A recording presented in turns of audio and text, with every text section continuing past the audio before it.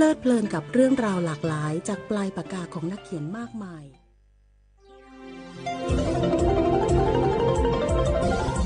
วิทยุแห่งประเทศไทยให้ความรู้คู่ความสุขสถานีวิทยุกระจายเสียงแห่งประเทศไทยจังหวัดเชียงใหม่ AM 1476 กิโลเฮิรตซ์สถานีวิทยุภาคภาษาชาติพันธุ์แห่งเดียวในประเทศไทยที่มีความทันสมัยเชื่อถือได้สร้างอัตลักษณ์กลุ่มชาติพันธุ์สู่สากล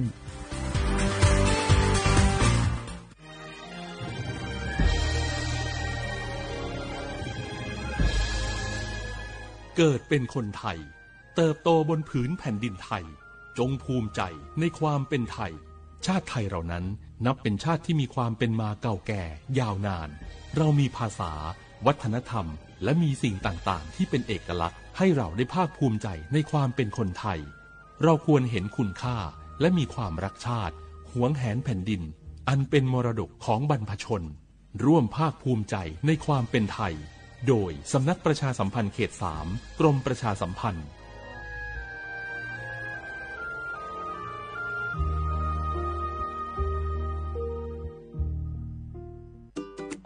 เนี่ยปี้ป้าจันข้างบ้านนะอยู่ดีๆเข้าห้องยาห้อง1669ไปปูนละโอ้เป็นไอ้อย่างนักก็เห็นหลานเปิ้นบอกว่าป้าแกเป็นความดันโลหิตน้ำตาลตกวันนั้นยังหันไปบกยาอยู่เลยก่อนนะว่าป้าจันเป็นไอ้อย่างบ่ทราบไปหาหมอนั้นนะปี้ยังน้องน่ะบ่เคยไปตรวจเช็คสุขภาพเลยเริ่มกลัวแล้วว่าจะเป็นโรคอะไรยังก็ใจเย็นๆปี้ว่าต่างที่ดีเฮาต้องไปตรวจสุขภาพเปิ้นมีโปรแกรมนัดตรวจกุปีไปตรวจจะได้รู้ว่าเฮามีความเสี่ยงเป็นโรคอะไรอย่างพ่องรู้ก่อนจะได้เตรียมตัวก่อนรักษาก่อนบ่ต้องมานั่งกังวลอันเดียวเฮานัดกันไปตรวจสุขภาพที่โรงยาครบปีพอดีแล้วเนี่ยเจ้าปี้ป้าคนผู้เขานัดกันไปเลยเนาะจะไปดูเนาะตรวจสุขภาพประจำปีสิ่งดีที่ควรทำรู้ก่อนเตรียมตัวก่อนเพื่อเข้าสู่ช่วงสูงวัยอย่างมีคุณภาพด้วยความปรารถนาดีจากสำนักประชาสัมพันธ์เขต 3 กรมประชาสัมพันธ์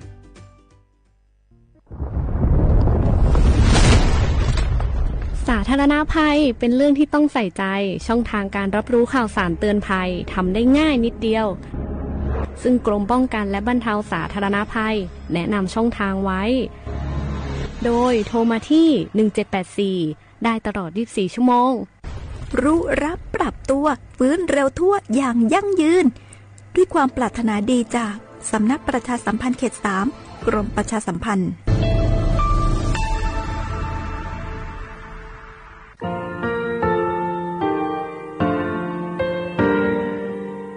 งาคือมีติปิเพกาวิเชลงาคือติกาติชูเลติเลเพกาวิมาเฮยาค่างาคือชอยาออตุคโลกาติเชวิออคือคาติพาคาชูโยอาชูโยวิโยกาคาเดติเลอติเกกาผุติลาวิทปาตองาคือชอยาอาสติกาวิโยงาคือออตุคโลออคือคากาติเชวิเวอีเวมาโกติยาลิเลทอกาอายีเวคาชเวเพวิโยอลักวงาคืออตุคโลอคือคากาติยายามาเตียลาบิโลโกงาคือชอยาทอกาอาสติมากาวิคาชูงาคือมีติปิเพกาวิเจเลงาคือติมูติสติเพเลอติกาลิเลอาชูโยเวอเวปรุตาเวกันติภาคาเสติเกคาเดกากาติเชวิทัปาตองาคือมีติปิชกิเพลากาวิโย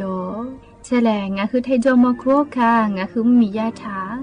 ตอกคอปิลาตาเวปุระเวติชเสนีเสหปามัชหปานิงาติชออกขอทามัววิทยาลัยวิชาการศึกษาประสานมิตรโกเวออคโลจากเกรทาเทโจมโคโฮคางาคือมียาถาปิยาลาตาเวตอกคอติพายโย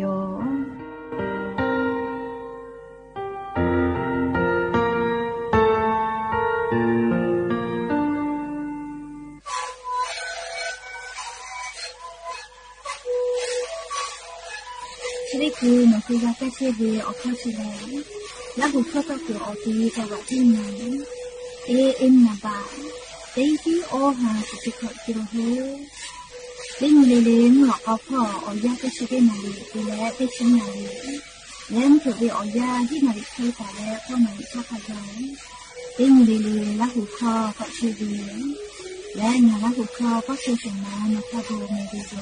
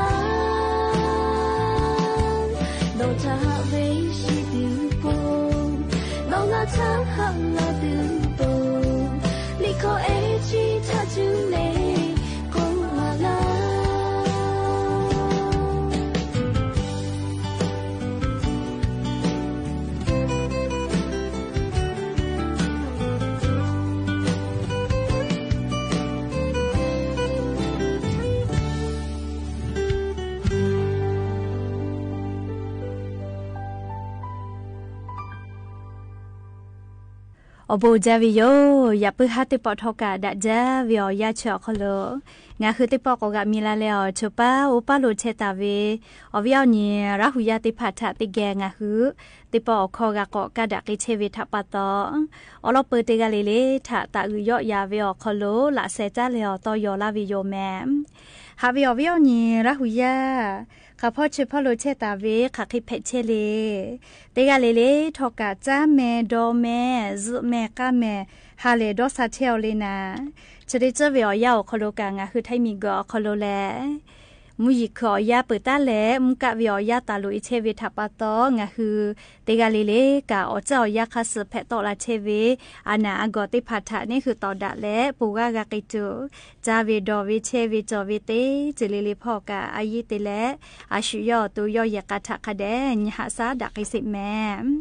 และยันยี่เวียยาแลจะได้สอคโลกาลี10%นี้ยันยี่แลติชฮาปาออโตบาฮาปาคโลลียันยินชเซนี้หมอนแพวิโยและจะขอทอการนี้ฮีนี้ชอขอลอกขอหาเวียวเนี่ยราหุยาติเผาเตฮาเลเลเวียยาฮินาริควตาและกอนาริทักขะไกเตฮาเลเลงะฮืราหุคอตอกไกเทวิโยแมวิทยุเรดิโอพอ AM ติฮิโอหา60กิโลเฮิรตซ์เตไลพองะฮืราหุคอตอกไกเทอเปิดตะเลกันยิพอติพอ Facebook Fan Page สวทเชียงใหม่ AM 1476พอกะไลฟ์สดติตอกไกเทวิโยอเวียวเนี่ยราหุยาติพาติแกราหุคอพอนาและเนฮืราหุชจิตะติแกโอกาปิดักไอแพวิยอมและอย่าเพื่อหาวิอยาคโรทกะยูเวลาตาวิซาตาอลอติภากะไลรอจอตาวิยอและอย่านิวิอยาแลงาฮือไทยมีเวฮาปาลิทะนิเวลโกลิเมเนียเตียวิยอยานิแลเลียงาฮือไทยมิงกอคโลอาจุยาราชกาซานะเจวิอนีตินิแพวิยออลโกเลยอย่านิวิอยาแลงาฮือไทยมิงกอคโลมีจอมคัวคาพ่อเวอายีอือเวอนิติงแพวิโยนิชเซนี้ติชฮาปาเวอยาอคโลงาฮือไทมิงกอคโลแลวันปิยะมหาราชกเวอนิแพวิโยอาจุยารัฐบาลงาฮือมียาติกาเลกาเลงาฮือไทมิงกือจะเคยแพลากาเวแลเลติจุยเปติจุยเลงาฮือไทมีฐานิหาซาแลเลอยาดูติพัทะมิงกือเวแต่ละเวมีจอมคัวคาตาและเลปุลาติจุยเวอยากาติปาติพาเลงาฮือไทมีฐาหาซาแต่ละเวอบูทะดอนตุอโปเลเตขอเลอันชเสนี้ติชฮาปาเวอยาแลวันปิยะมหาราชกเวอนี้แต่ตาวิยอมอนี้ชเวอคโลแลงาฮึมมีจอมคัวคางากาเตกาอาสะแลกเวอนเพวิโยจิแมปุลาตาเวอยาคโลเลงาฮือไทมิงกอคโลมีจอมคัวคาอายาจุลาเลเลียจอมคัวคาติลาตาเวชดิคือเวียเลติชกากับปุวิโยเกกอปุลาเวียเลงากาติกา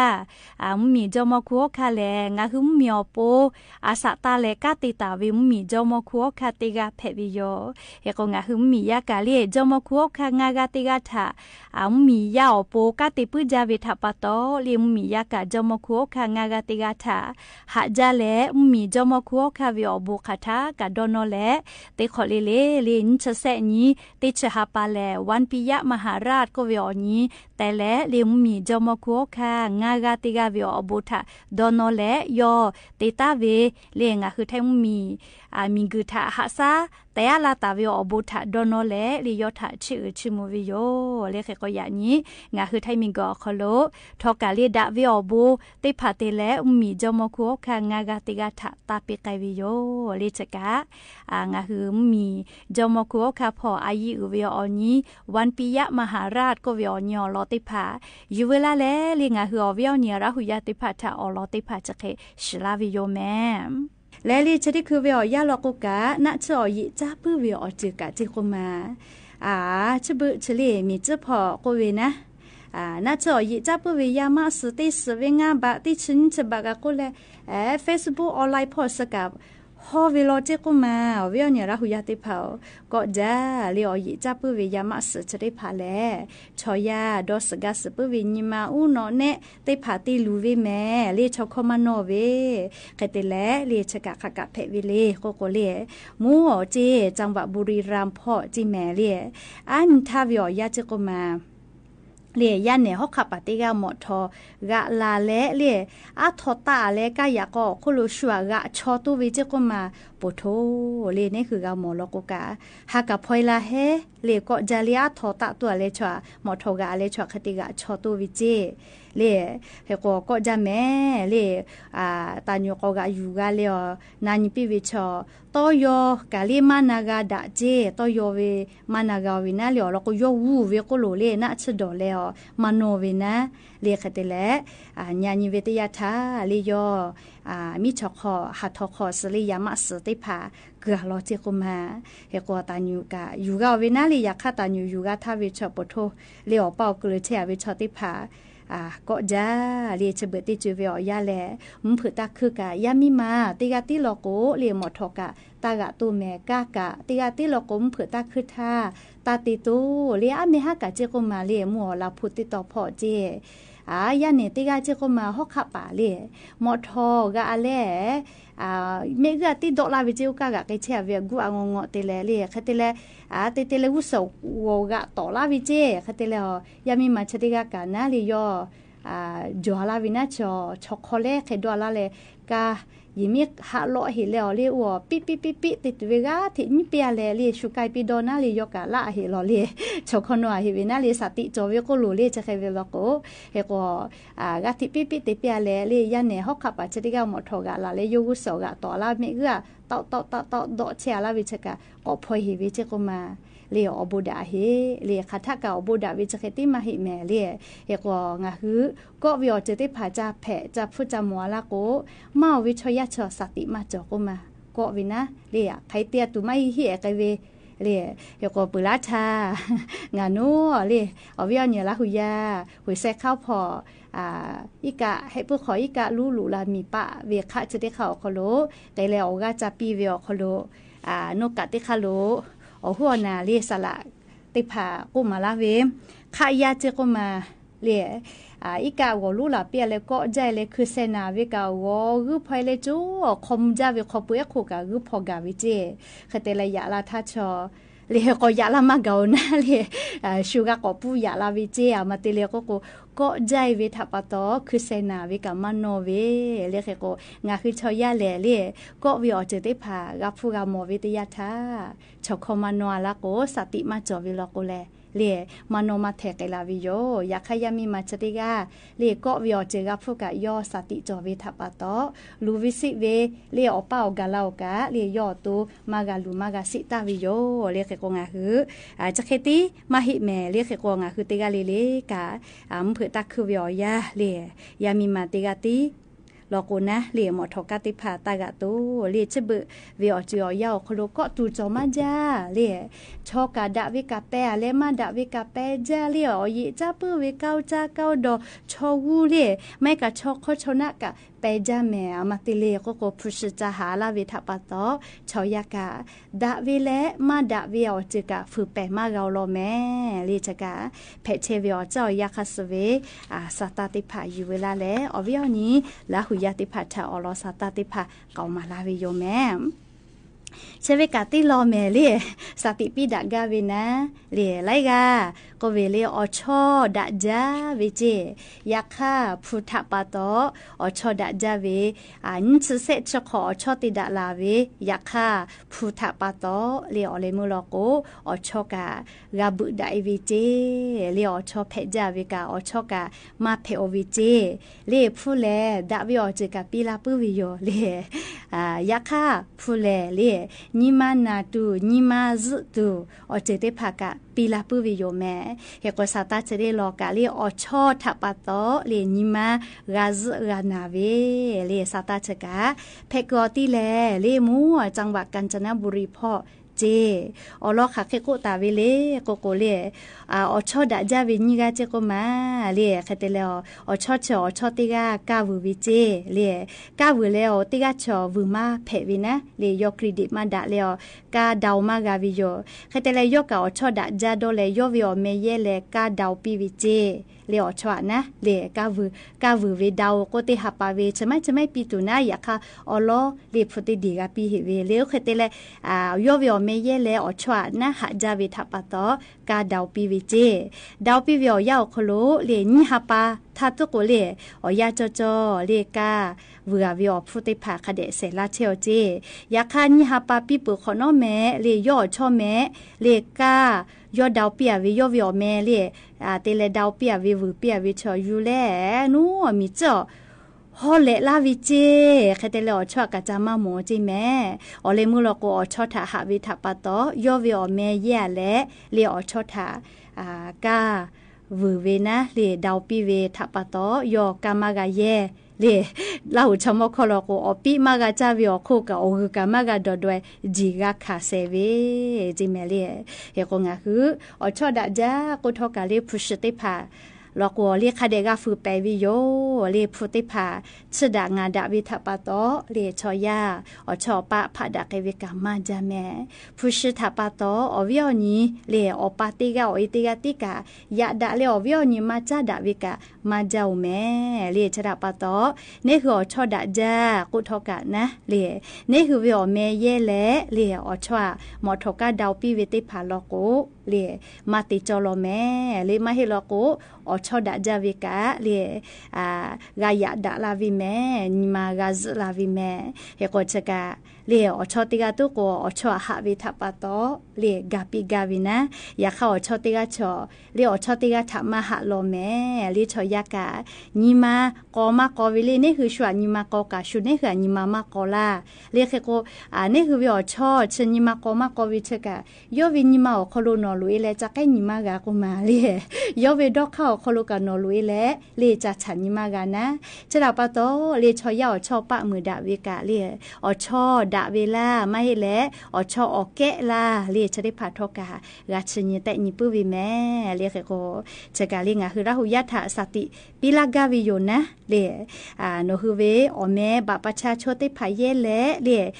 ชุโมวเวมาโกฟุชิฟูงาเวอคโลกาตาจักขาปีเรียอลโกชุมาเสกโนเสกเวทัปโตโนจักขาวิทัปโตโนมากาเยโนมากาจักกาเรียชอตาจีโนกาเสลาวิแม่และชเวอคู่กาเลียนี่คือเวบาประชาชนได้ผ่าเย่และเลียชุถาโมกาตาจาวปีเลียอลโกโนวิอเมแผ่วิทัปโตโนเวเลียโนวุปีอเวหมอทกาโนวิอเมเยเวเลียหมอทกาอยู่และมาที่มาจอเวมุมีเวอเลียคาโคพิยาเวกาติผ่าถะจติลาเวลโกกาหมอทกาโนวิอเมแผ่วิทัปโตโนมาติพิมาติยากาอเลมุลโกโนกาเลียทอคโลกาเชลาวิแม่เลียชทัปโตงาคือราหุยาติกาเลถ้าอลอสาตาจะได้ผ่ากาเลียงคือติกาเลอาชุยอตัวสติปีกาตัวอปนะลีอยู่เวลาแล้วงาคือราหุยาทะจะเคเก่ามาลาวิโยแม่ยานิกาเลสาตาขจะให้อยู่เวลามาวิโยเฮก็จะก่อนหน้าเฮเลสาตาติดต่อก็จะเฮวิโยเฮก็สาตาจะได้รอแลเลียงคือนิเวตยาทาอบามมีพ่อวิสาตาเพวิโยอวิญญาณราหุยาติเผามัมมีเป้าเรียนูยากูติต่อพ่อยากูก็วิชอลีมัมมีเววิอจิปลุเพวิโยเฮกว่าอันทาเรียอันเชตินทาเรียสำนักข่าวAPเรียโยคือสาตาติผาปีลาวิเลจะปาจิเลก็พี่ก็ยายกับวิปัตตาลาเมเลมัมมีป้าโลมุยลาจาเวเจก็มาสาลือเลกันนัวยากุติต่อพ่อเจมุยลาจาลามอจาวิทัปโตมุยลาวิกะตือวิเจก็มาเคเตเลกายากอโคโลไลจะอโคโลกาอิกะตือวิเจเลหมอทกาเยลกุกะเกมากาเจเฮโกนิเวตยาทาเลมัมมีป้าโลเวลิมุชามุยพ่อชาญิแต่ญิพ่อกะติปาก็โคเวนะเลชะเดซอโคโลมัมมีป้าโลกะมุยจอมาเฮวิจิแม่เลติกะติติลอโกกะมุหอมุยลูกะลาและวัสกะจิลาตุโยแต่ก็เวลอแม่เลมัมมีป้าวิโยเลชอสำนักข่าวนะเลสำนักงานกรมอุตุนิยมเลมัมมีเป้าวิโยคือชาญิแต่ญิและมียาติผาถะเป้าทุปิตาวิสาตายอเฮโกเลงะคือราหุยากะมัมมีป้าโลเชมาวิทัปโตสาตาเจดิลอกะอยู่เวลาและงะคือราหุยามัมมีป้าโลเชอวิทาอลอสาตาติผาจะเคกาลาวิโยแม่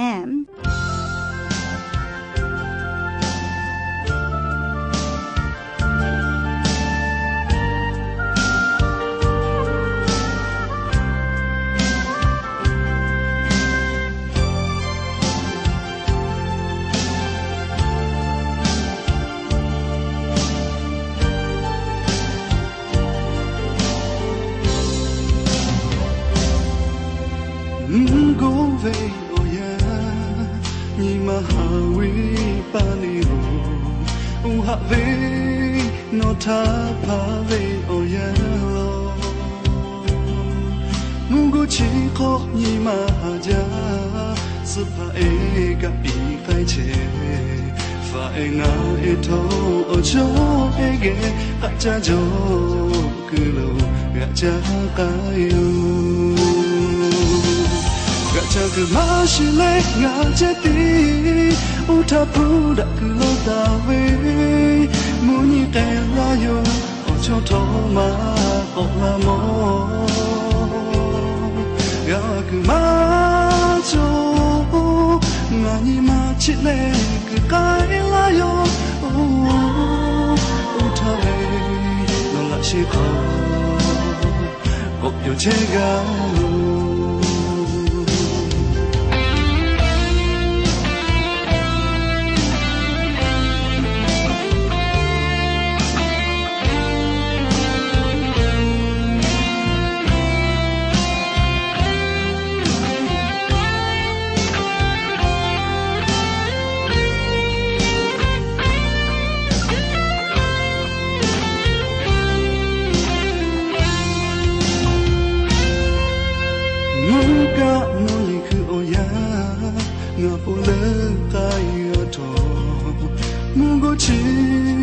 nga me le tai ma ga nga o bu ko do no ja ne mung bu le chi ma chong zi ga o cho e no ti ko ti a ge lo che tu no do che la ga cha ku ma shi le nga che ti u ta pu da ku lo da we nun te ma yo o cho to ma ko la mo ya ku ma jo nga ni ma chi le ku kai la yo o ta we no la shi ko ko yo che ga ga cha ku ma shi le nga che ti u ta pu da no ta we muni lui la yo o cho to ma ko la mo ga ku ma jo nga ni ma chi le ku kai la yo o ta we no la shi ko ko yo che ga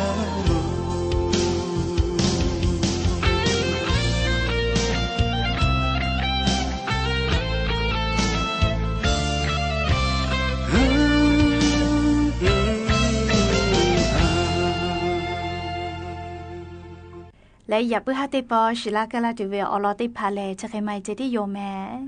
กะกะพอนาเลอเอากะเปียลาเชเวติกะลิลิกาจุแม่กะแม่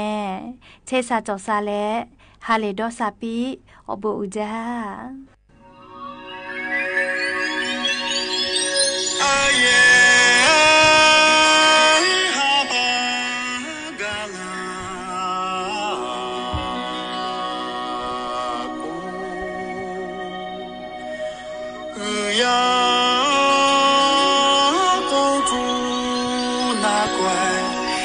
是一世没哈喽，去哟嘎哟吉他高。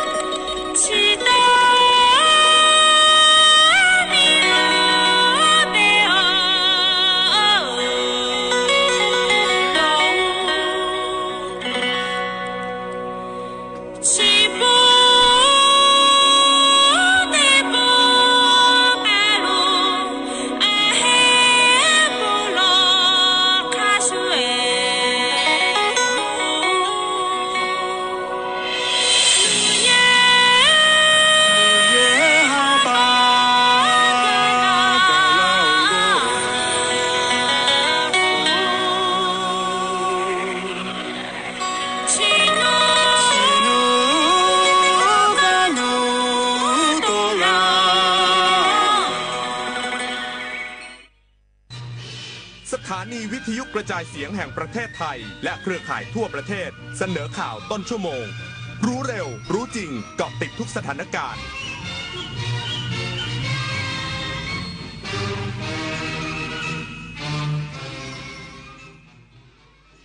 รับฟังข่าวต้นชั่วโมง 21 นาฬิกากับพินโยรุ่งสมัย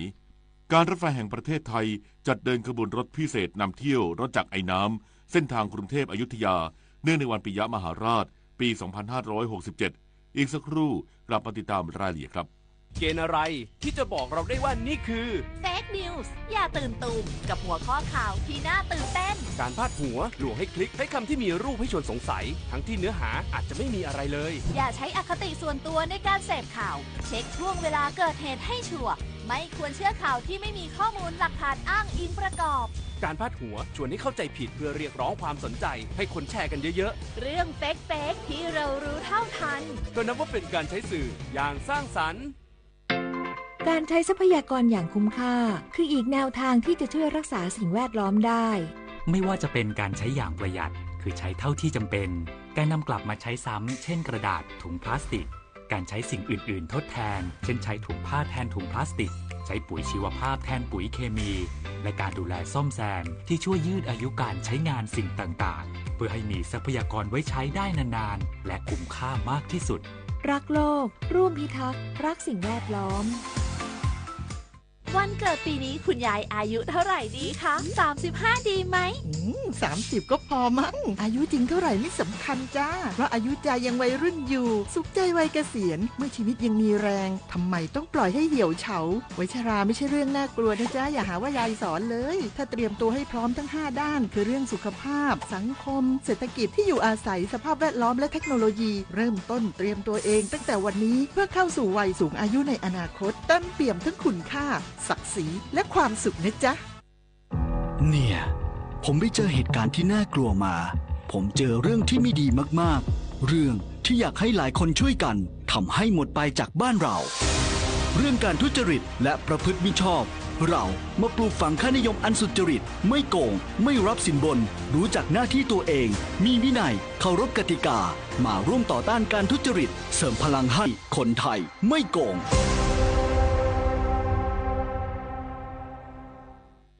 การรถไฟแห่งประเทศไทยจัดเดินขบวนรถพิเศษนำเที่ยวรถจักรไอน้ำเส้นทางกรุงเทพอยุธยาน้อมรำลึกในพระมหากรุณาธิคุณของพระบาทสมเด็จพระจุลจอมเกล้าเจ้าอยู่หัวที่ได้พระราชทานกิจการรถไฟเพื่อประโยชน์สุขแก่ปวงชนชาวไทยวันนี้การรถไฟแห่งประเทศไทยจัดเดินขบวนรถพิเศษนำเที่ยวรถจักรไอน้ำเส้นทางกรุงเทพอยุธยาเนื่องในวันปิยมหาราชประจำปี 2567 เพื่อน้อมรำลึกในพระมหากรุณาธิคุณของพระบาทสมเด็จพระจุลจอมเกล้าเจ้าอยู่หัวที่พระราชทานกิจการรถไฟเพื่อประโยชน์สุขแก่ปวงชนชาวไทยโดยบรรยากาศเป็นไปอย่างคึกคักนักท่องเที่ยวมารอเพื่อชมและถ่ายภาพที่ระลึกกับขบวนรถไฟขบวนพิเศษสร้างความคึกคักเป็นอย่างมากทั้งนี้การรถไฟเปิดให้ประชาชนร่วมเป็นส่วนหนึ่งในการเดินทางย้อนอดีตเพื่อรำลึกถึงพระมหากรุณาธิคุณของพระบาทสมเด็จพระจุลจอมเกล้าเจ้าอยู่หัวรัชกาลที่5บนเส้นทางรถไฟสายประวัติศาสตร์กรุงเทพอยุธยากรุงเทพด้วยขบวนรถไฟหัวรถจักรไอน้ำแปซิฟิกหมายเลข824และ850รุ่นหลังสงครามโลกครั้งที่2ผลิตโดยบริษัทนิปปอนชาเรียวจำกัดซึ่งปัจจุบันเก็บรักษาและซ่อมบำรุงอยู่ที่โรงรถจักรธนบุรีมาให้บริการแก่ประชาชนเฉพาะโอกาสพิเศษเท่านั้นรัฐมนตรีว่าการกระทรวงวัฒนธรรมเข้าร่วมประชุมขับเคลื่อนงานวัฒนธรรมอาเซียนครั้งที่11ที่ประเทศมาเลเซียส่งเสริมความร่วมมือผลักดันอุตสาหกรรมวัฒนธรรมและเศรษฐกิจสร้างสรรค์ในระดับภูมิภาคนางสาวสุดาวันหวังสุภกิจโกศลรัฐมนตรีว่าการกระทรวงวัฒนธรรมกล่าวว่าในวันนี้จะเข้าร่วมการประชุมรัฐมนตรีอาเซียนที่กำกับดูแลงานด้านวัฒนธรรมและศิลปะหรือ AMCA ครั้งที่11และการประชุมที่เกี่ยวข้องที่ประเทศมาเลเซียโดยมีรัฐมนตรีอาเซียนที่กำกับดูแลงานด้านวัฒนธรรมและศิลปะจากประเทศสมาชิกอาเซียนเลขาธิการอาเซียนคณะผู้แทนจากประเทศสมาชิกอาเซียนและประเทศคู่เจรจาเข้าร่วมในฐานะผู้สังเกตการโดยที่ประชุมจะหารือและติดตามกำกับดูแลและกำหนดนโยบายความร่วมมือด้านวัฒนธรรมและศิลปะของอาเซียนกับประเทศคู่เจรจาและจะถูกนำเสนอผลการประชุมครั้งนี้ต่อที่ประชุมคณะมนตรีประชาคมสังคมและวัฒนธรรมอาเซียนพร้อมทั้งติดตามและหารือแนวทางการส่งเสริมความร่วมมือที่สอดคล้องกับผลการประชุมสุดยอดผู้นำอาเซียนนอกจากนี้จะร่วมกล่าวแสดงวิสัยทัศน์ในการพัฒนาและส่งเสริมความร่วมมือทางวัฒนธรรมระหว่างภูมิภาคอาเซียน เพื่อนำภูมิภาคก้าวสู่อุตสาหกรรมวัฒนธรรมและเศรษฐกิจสร้างสรรค์อาเซียนอย่างมีประสิทธิภาพนำเสนอการดำเนินงานของกระทรวงวัฒนธรรมเพื่อนำไปสู่การต่อยอดความร่วมมือในภูมิภาคอาเซียนเพื่อยกระดับขีดความสามารถทางการแข่งขันในภูมิภาคในระดับโลกมาริชัยโยรายงานรัฐมนตรีช่วยว่าการกระทรวงมหาดไทยตรวจติดตามการฟื้นฟูพื้นที่อำเภอแม่สายจังหวัดเชียงรายที่ได้รับผลกระทบจากอุทกภัยรอบสุดท้ายก่อนส่งมอบคืนพื้นที่วันที่28ตุลาคมนี้ตลอดทั้งวันที่ผ่านมานางสาวธีรรัตน์สำเร็จวานิชรัฐมนตรีช่วยว่าการกระทรวงมหาดไทยได้ลงพื้นที่ตรวจติดตามการฟื้นฟูรอบสุดท้ายชุมชนบ้านถ้ำผาจมตลาดสายลมจอยชุมชนเกาะทรายไม้ลงขนและชุมชนเหมืองแดงตำบลแม่สายอำเภอแม่สายจังหวัดเชียงรายที่ได้รับผลกระทบจากอุทกภัยในช่วงต้นเดือนกันยายนที่ผ่านมารัฐมนตรีช่วยว่าการกระทรวงมหาดไทยกล่าวว่าได้ติดตามการฟื้นฟูรอบสุดท้ายในพื้นที่ชุมชนต่างๆก่อนส่งมอบคืนพื้นที่ในวันที่28ตุลาคม2567ได้เก็บรายละเอียดตามบ้านเรือนถนนรถสามารถสัญจรผ่านไปมาได้แล้ว 100% ได้มีการรอกท่อระบายน้ำเพิ่มเติมจากภารกิจเดิมประชาชนสามารถกลับเข้าไปอยู่บ้านเรือนได้แล้วสำหรับบ้านเรือนที่เสียหายทั้งหลังหรือมีโครงสร้างที่ไม่สามารถจะเข้าไปอยู่อาศัยได้แล้วทางจังหวัดอยู่ในระหว่างการสำรวจว่ามีส่วนใดที่จะใช้เงินกองทุนต่างๆเข้าไปช่วยเหลือได้บ้างโดยทางกระทรวงมหาดไทยและกระทรวงกลาโหมได้มีการประสานกับกรมราชทัณฑ์ซึ่งจะมีทีมสร้างบ้านแบบน็อกดาวน์ให้และมีอุปกรณ์เสริมจากกระทรวงอุตสาหกรรมเป็นความร่วมมือจากหลายกระทรวงเพื่อที่จะทำให้พี่น้องประชาชนที่ประสบปัญหาบ้านเรือนเสียหายทั้งหลังได้กลับมามีบ้านอยู่อาศัยได้โดยเร็วหากประชาชนได้รับผลกระทบยังไม่มีเจ้าหน้าที่เข้าไปตรวจสอบหรือยังไม่ได้ลงทะเบียนขอให้มาแจ้งกับทางอำเภอไว้เพื่อเป็นข้อมูลเพิ่มเติมสรวิชัยคำทีมข่าวเฉพาะกิจสำนักประชาสัมพันธ์เขต 3รายงานจากอำเภอแม่สายจังหวัดเชียงรายจบข่าวพิญญรุ่งสมัยอ่านรับฟังข่าวครั้งต่อไปเวลา 22:00 น.ติดตามข่าวที่นำเสนอไปแล้วได้ที่ www.thainews.prd.go.th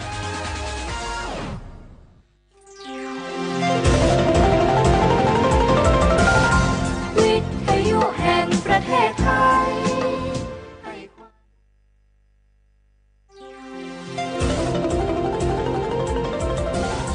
วิทยุแห่งประเทศไทยให้ความรู้กู้ความสุข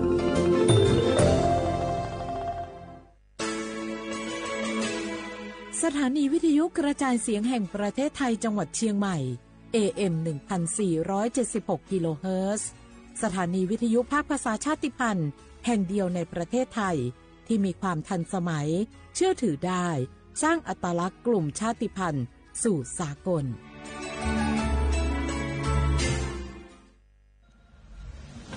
หนูเห็นพระองค์นะคะทรงเล่นกีฬาหลายชนิดเลยค่ะในหลวงก็ทรงปั่นจักรยานพระราชินีก็ทรงเรือใบ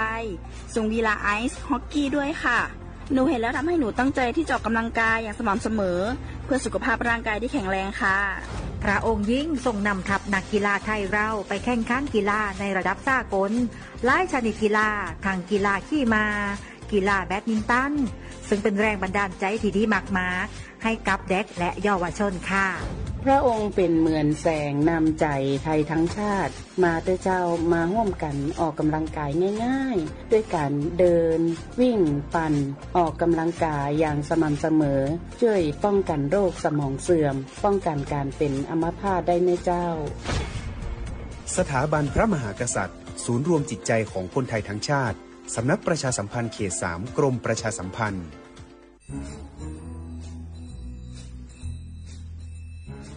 คุณนายมาขินว่าข้างบ้านเรามีอะไรแปลกๆนะคะแปลกยังไงไหนเล่าซิมาขินก็มาขินเห็นว่ามีคนแปลกหน้าเข้าออกบ้านนั้นบ่อยๆมีทั้งผู้ชายมีทั้งผู้หญิงบางทีที่มาขินเห็นก็ยังเป็นเด็กอยู่เลยนะคะคุณนายแต่ดูๆแล้วคนพวกนั้นเหมือนไม่ค่อยมีความสุขเหมือนถูกบังคับยังไงก็ไม่รู้ค่ะมาขินก็เลยคิดว่ามันแปลกๆนะคะคุณนายไม่ได้การละจะเป็นพวกค้ามนุษย์หรือเปล่าก็ไม่รู้คงต้องแจ้งสายด่วน DSI 1202ให้มาตรวจสอบซะแล้วขอบใจนะมะขินที่ไม่ปล่อยผ่านเรื่องน่าสงสัยแบบนี้คุณผู้ฟังเองก็เช่นกันนะคะร่วมเป็นส่วนหนึ่งในการป้องกันการค้ามนุษย์แจ้งเบาะแสได้ที่ศูนย์ต่อต้านการค้ามนุษย์กรมสอบสวนคดีพิเศษสายด่วน1202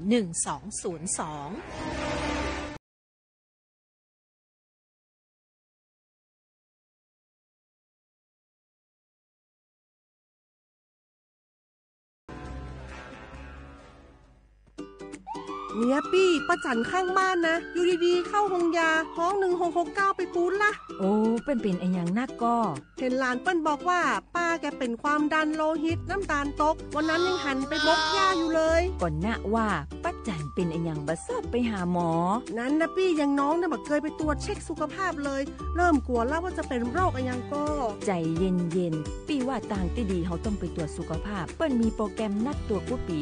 ไปตรวจจะได้รู้ว่าเฮามีความเสี่ยงเป็นโรคอะไรอย่างพ่องรู้ก่อนจะได้เตรียมตัวก่อนรักษาก่อนบ่ต้องมานั่งกังวลอันเดียวเฮานัดกันไปตรวจสุขภาพที่โรงยาครบปีพอดีแล้วเนี่ยเจ้าปี้ป้าคนพวกเขานัดกันไปเลยเนาะจะไปดูเนาะตรวจสุขภาพประจำปีสิ่งดีที่ควรทำรู้ก่อนเตรียมตัวก่อนเพื่อเข้าสู่ช่วงสูงวัยอย่างมีคุณภาพด้วยความปรารถนาดีจากสำนักประชาสัมพันธ์เขต 3 กรมประชาสัมพันธ์หน้าฝนทีไรแถวบ้านหนูดินถล่มทุกปีคุณครูมีวิธีเตรียมพร้อมรับมือเมื่อเกิดดินถล่มบอกให้หนูรู้ได้ไหมคะได้สิครับนักเรียนดินถล่มเป็นภัยธรรมชาติที่มักเกิดคู่กับน้ำป่าไหลหลากถ้าเกิดฝนตกหนักนานกว่า6ชั่วโมงน้ำในแม่น้ำและลำห้วยจะเพิ่มสูงขึ้นอย่างรวดเร็วน้ำจะมีสีขุ่นมากกว่าปกติดังนั้นเราต้องสังเกตความผิดปกติมันติดตามข้อมูลสภาพอากาศและประกาศเตือนภัยสำรวจสภาพความเสี่ยงของพื้นที่วางแผนและศึกษาทางหนีภัยแล้วถ้าเกิดดินถล่มขึ้นจริงๆเราต้องทำยังไงบ้างคะคุณครูถ้าเกิดดินถล่มเราก็ต้องรีบอพยพไปตามเส้นทางที่ปลอดภัยให้ห่างจากแนวกันไหลของดิน 2-5 กิโลเมตรนะครับอย่าอยู่ใกล้ลำน้ำเพราะอาจได้รับอันตรายจากหินหรือต้นไม้ที่ไหลมาตามน้ำเลี่ยงกันใช้เส้นทางที่เกิดดินถล่มหรือกระแสน้ำไหลเชี่ยวหากพลัดตกน้ำให้หาต้นไม้ใหญ่ยึดเกาะและปีนให้พ้นน้ำห้ามว่ายน้ำหนีเด็ดขาดเพราะร่างกายอาจกระแทกกับหินหรือซากต้นไม้นะครับนักเรียนเข้าใจแล้วค่ะคุณครูหนูจะจดจำที่ครูสอนเมื่อภัยมาถึงหนูจะได้ปลอดภัยค่ะ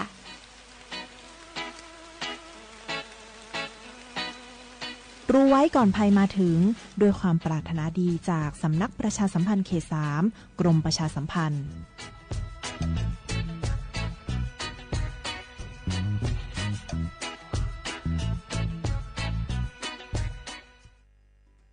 ขอชอชอแม่นแม่นแม่น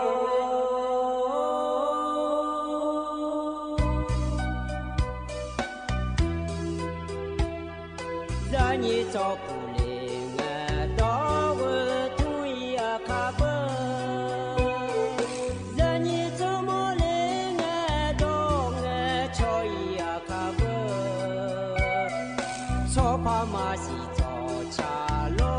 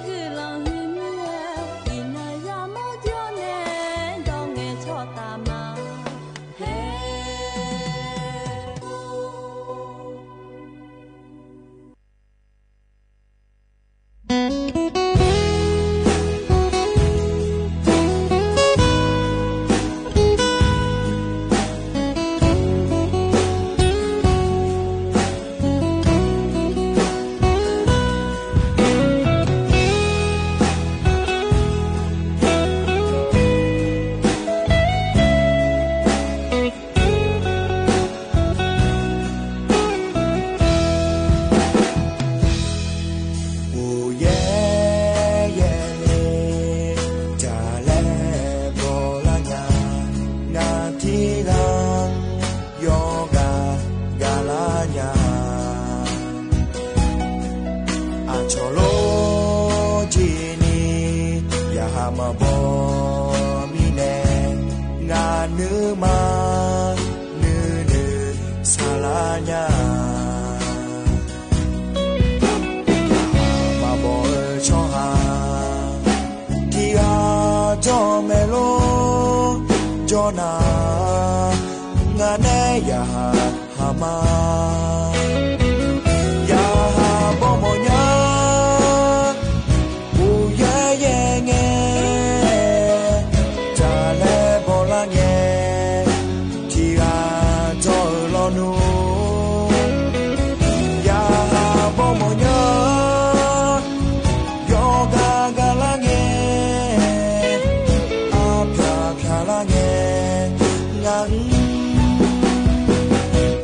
ซาเนลา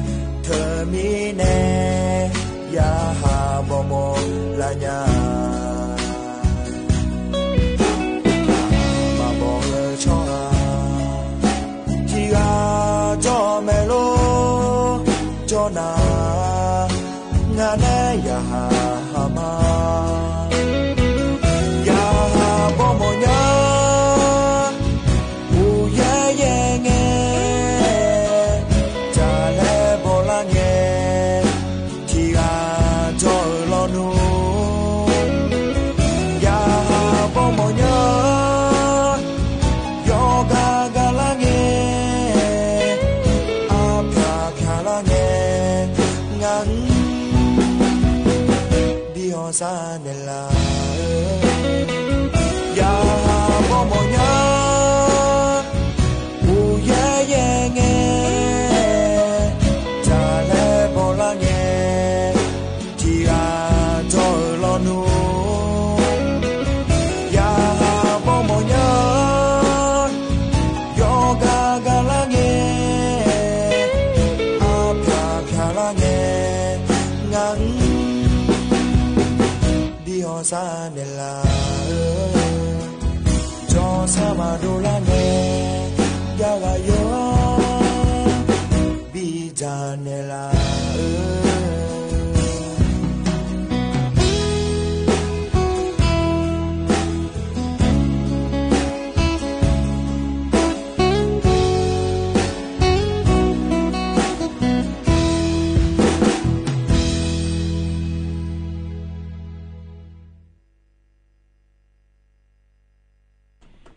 อุตุธรรมาอายินโยกานาลุเนอล้อยินโยอินาก็ดูว่าล้อยนนาลุทอนจิโอล้ออายินโยกานาลุเนอพยาทอนจิมีเดยินโยเดอเดียอาคาต่อล้อยินโยก็มีม่วนดูเนล้อเลยยินมีม่วนดูล้อสถานีวิทยุกระจายเสียงแห่งประเทศไทยจังหวัดเชียงใหม่เฮกันแน่เย็นนี้โยกานาลุเนอยาถอนเจออายามอุสอปาก็ดูลอนาลีแย่ล้านเนเวลานกันนี้อุจิฮปาก็ดูนาลีเวลานเนนาลีเชลังกันนี้เย็นเยวนาทีน่าก็ดูนาขอเนี่ยเหอหนียำหลักเหอลอไอเย็นนี้เนถอนเจอละมาเดเย็นเยวเดเธอมีแน่เย็นนี้โยกานาลุเวลอเย็นเยวเธอก็เธอยำหลักเหอลอช่างแท้เนนะดัญญาแม่เย็นเนี่ยมานี่นะเฮก็มีมัวดูนะขอเนี่ยอเดียอาคาดอแต่มังเงอรอเย็นเนียวดอตอลัวสีชดเจเบนีรออยู่หาเย็นนี่เนอคนรวยต้องตาดอเนอทอนจุลมาเดเย็นเนียวเดเธอมีเนรอเย็นนี่ยกานะลูกรออายามจานะขอนี่นอกานี่ อุสอยนาเนี่ยอุเจียงเกินนี่รออุสอยนาเนี่ยเกินนะคนนี้นาลีงานหลังเนี่ยเดียเนี่ยเดอุเจียปากระดูนาลีเชติหลังเกินนี่อีเนียวเพราะในนะหันจะไม่ให้เย็นเนี่ยเรามาข้อปในนะหามาFacebook พอปในนะหามาเดียเนี่ยเดยี่มาข้อปในนะหากระดูเทียนะยุ่มห่อยากก่าวเนี่ยเราจะเทนนะหาโมนาขอนี่เราอย่างมาข้อก็ดูหน้าเดือถ่ายมีของเราควรหน้า AM เพราะเนี่ย FM แล้วควรหน้าหันยายาเย็นยาล้อเฮกายุ่มอย่างนี้นะถอนเจอเฮน่าขอนี่ AM พอปานเนี่ยงาเดเย็นยาเด AM ทิพายาสิเช็กโกกิโลเฮิร์ตแต่ก็ถ้าพอเนี่ยชอนแทนเนี่ยหน้าหันยาแม่เย็นเยียวอันน่าใจที่พอปานเนี่ยนะหันยาก็ดูนะขอนี่ล้อ Facebook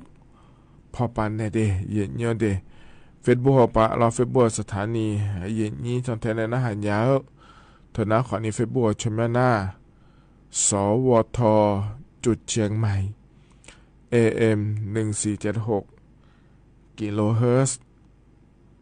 ทุล้วนแม่ชมยังหรอแต่ก็จะพอในขอเนี่ยนะหันจะแม่เย็นเยอะอินมัวยมยากะรอต่อเต่าปะขอนี่นากาสัญญาณอินเทอร์เน็ตจะล้าเนี่ยเราเห็นยุ่มนากาแต่ก็เฟซบุ๊กปะเนี่ยนะหันจะอาจจะสมาร์ทโฟนแล้วขั้วงานเนี่ยเย็นนี้เธอก็เธอขอเนี่ยเธอนามาผิวมิเนี่ยรออยู่หายาอยู่หายเผยมันเนี่ยรู้อยู่หารู้แล้วเราเยอะฐานเนี่ยยุ่มรู้มิเนี่ยรอเย็นเยอะเธอมีเนี่ยรอสมาร์ทโฟนเธอก็จะพอในขอนี้นะหันยังไม่ได้มาข้อปาลนาว่ากำมังขากาลกสถานีเนี่ยกำมังขากาจอนะขอนี้ถึงกานะยมึงแม่มากามาละแล้วขอนี้จะเทียซาซะแล้วนะขอนี้เทียนาโดละแล้วรอเย็นเยี่ยวขอนี้ Facebook เราหน้านัวอินเทอร์เน็ตสัญญาณยอมเหมือนหน้าหยอกกานาลุกะเกยนะแม่ก็ถ่ายมีของเราค่อยจอมเกิดมีของจอเนี่ยนะหาลัวขอนี่เราเลยนี่มาจอในการยาดีอินเทอร์เน็ตสัญญาณยอมเหมือนหน้าล้อเธอมีเนี่ยฉันแท้เนี่ยน่าหันยังไม่เดเย็นเดเฮก้าพอในจักรอากาศโดนเหนือก็เกาะนะเกาะนี่เรารัฐบาลเราถ่ายมีของก็ข้าวเหนียวมีในรัฐบาลถ่ายมีของก็เกาะเย็นเนี้ยจักรอากาศแต่นั้นเนี่ยบิสิบิกามาเย็นเจี๊ยก็เกาะเย็นเนี้ยจักรอากาศนั่นเนี่ยพักแล้วอย่างอะไรรัฐบาลเนี่ยจักรอากาศเลยแล้วเราเย็นเนี้ยน่าจะแต่มาเงยเย็นเนี้ยจ้ายาพายจ้าพายแล้วก็เกาะโลแล้วเราขอเนี่ยเรายีเนี่ยก็ต้องเชื่อก็กอโลและขอนี้ล้อเฮก้าพอนันจะกาเอกาดานมาเดถึงมีในเราแกยาหน้าขอนี้ยอนนอนนาลุคุล้วยอุสที่ยำอุจิที่ยำแล้วยีเนี่ยยอนนอนนาลุทนจุลาอายามเมื่อเราเพื่อรอยีเนี่ยชนแทนเนี่ยน่าหายามไม่เดยีเนี่ยเดเธอเนี่ยที่ปวดหน้าที่นอนน้าขอนี้อาเดียอักขาวเดจิตะเกาะล้อบอชมอในเงี้ยอันถาโลพิชมอในเงี้ยอันถาโลยาสิชกอนพิลุเนี่ยลองเงี้ยอันถาเย็นยินเนาะเย็นชุดในเงี้ยอันถาโลแล้วขอเนี่ยรออายามพักกันยาโลเย็นเงี้ยเพราะในบินอาหารดำมาเราจะไม่ได้ชนแทนเนี่ยอาหารยังไม่เดเย็นเงี้ยเดที่เขารู้จุดดำมาเย็นเงี้ยรอกันเนี่ยนะดอชาติบิมเลยพระบินะดันยาเย็นเนี่ยดอชาบิมนะฮะดากานะกะเกาะแหลมถาจากะตาเนี่ยมาเดที่เขาล้วนนะฮะเบียดามาHãy subscribe cho kênh Ghiền Mì Gõ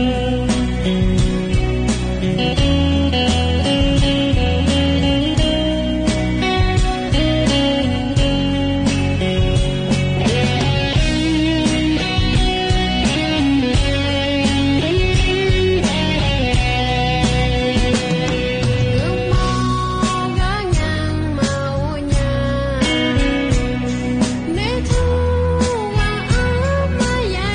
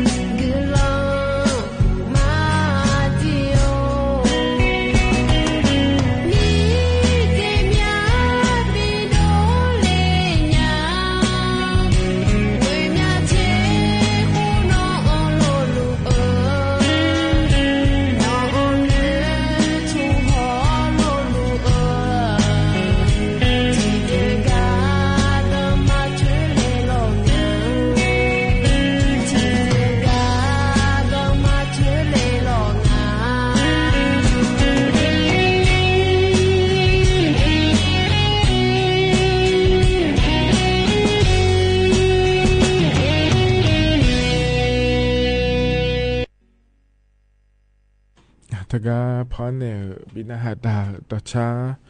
tega te bium lo ha ye ni yo na lu we ya na ha bio du ye nyo jo lo pa la on na ha la ye ni kho ni jo du lo le ye ni ma kho pa ne na ha ma Facebook pa ne na ha ma de ye nyo de ti kho lu we jo da ma ye nyo ina ga du na kho nia lo ngan ne ayo che mun ne jo da ma de ye nyo de cái này na lo ye nyo ga ko lem tha jaga da ne ma ye nya lo je la nge lo tha ba pa ga du na kho ne ye ni yo mya ji ho lu da ne ga ko ja me ne ye ni ja da to ga ko me ja kho do ga ko me de ye nyo de na ta ga ka swon ka se และสหกรณ์และครัวป่าก็ดูเย็นเนี่ยเราเธอแน่สลาดาเสียลูกเขาป่าแม่จะยาชัวแม่ย้ำจะขอตัวป่าแม่พอหรือดาวเดย์เย็นเนี่ยเดย์เจลังเงี้ยก็ดูนะขอนี่เราเย็นเนี่ยเอาหรือดาวก็ดูเราเพื่อเย็นเนี่ยเธอก็แน่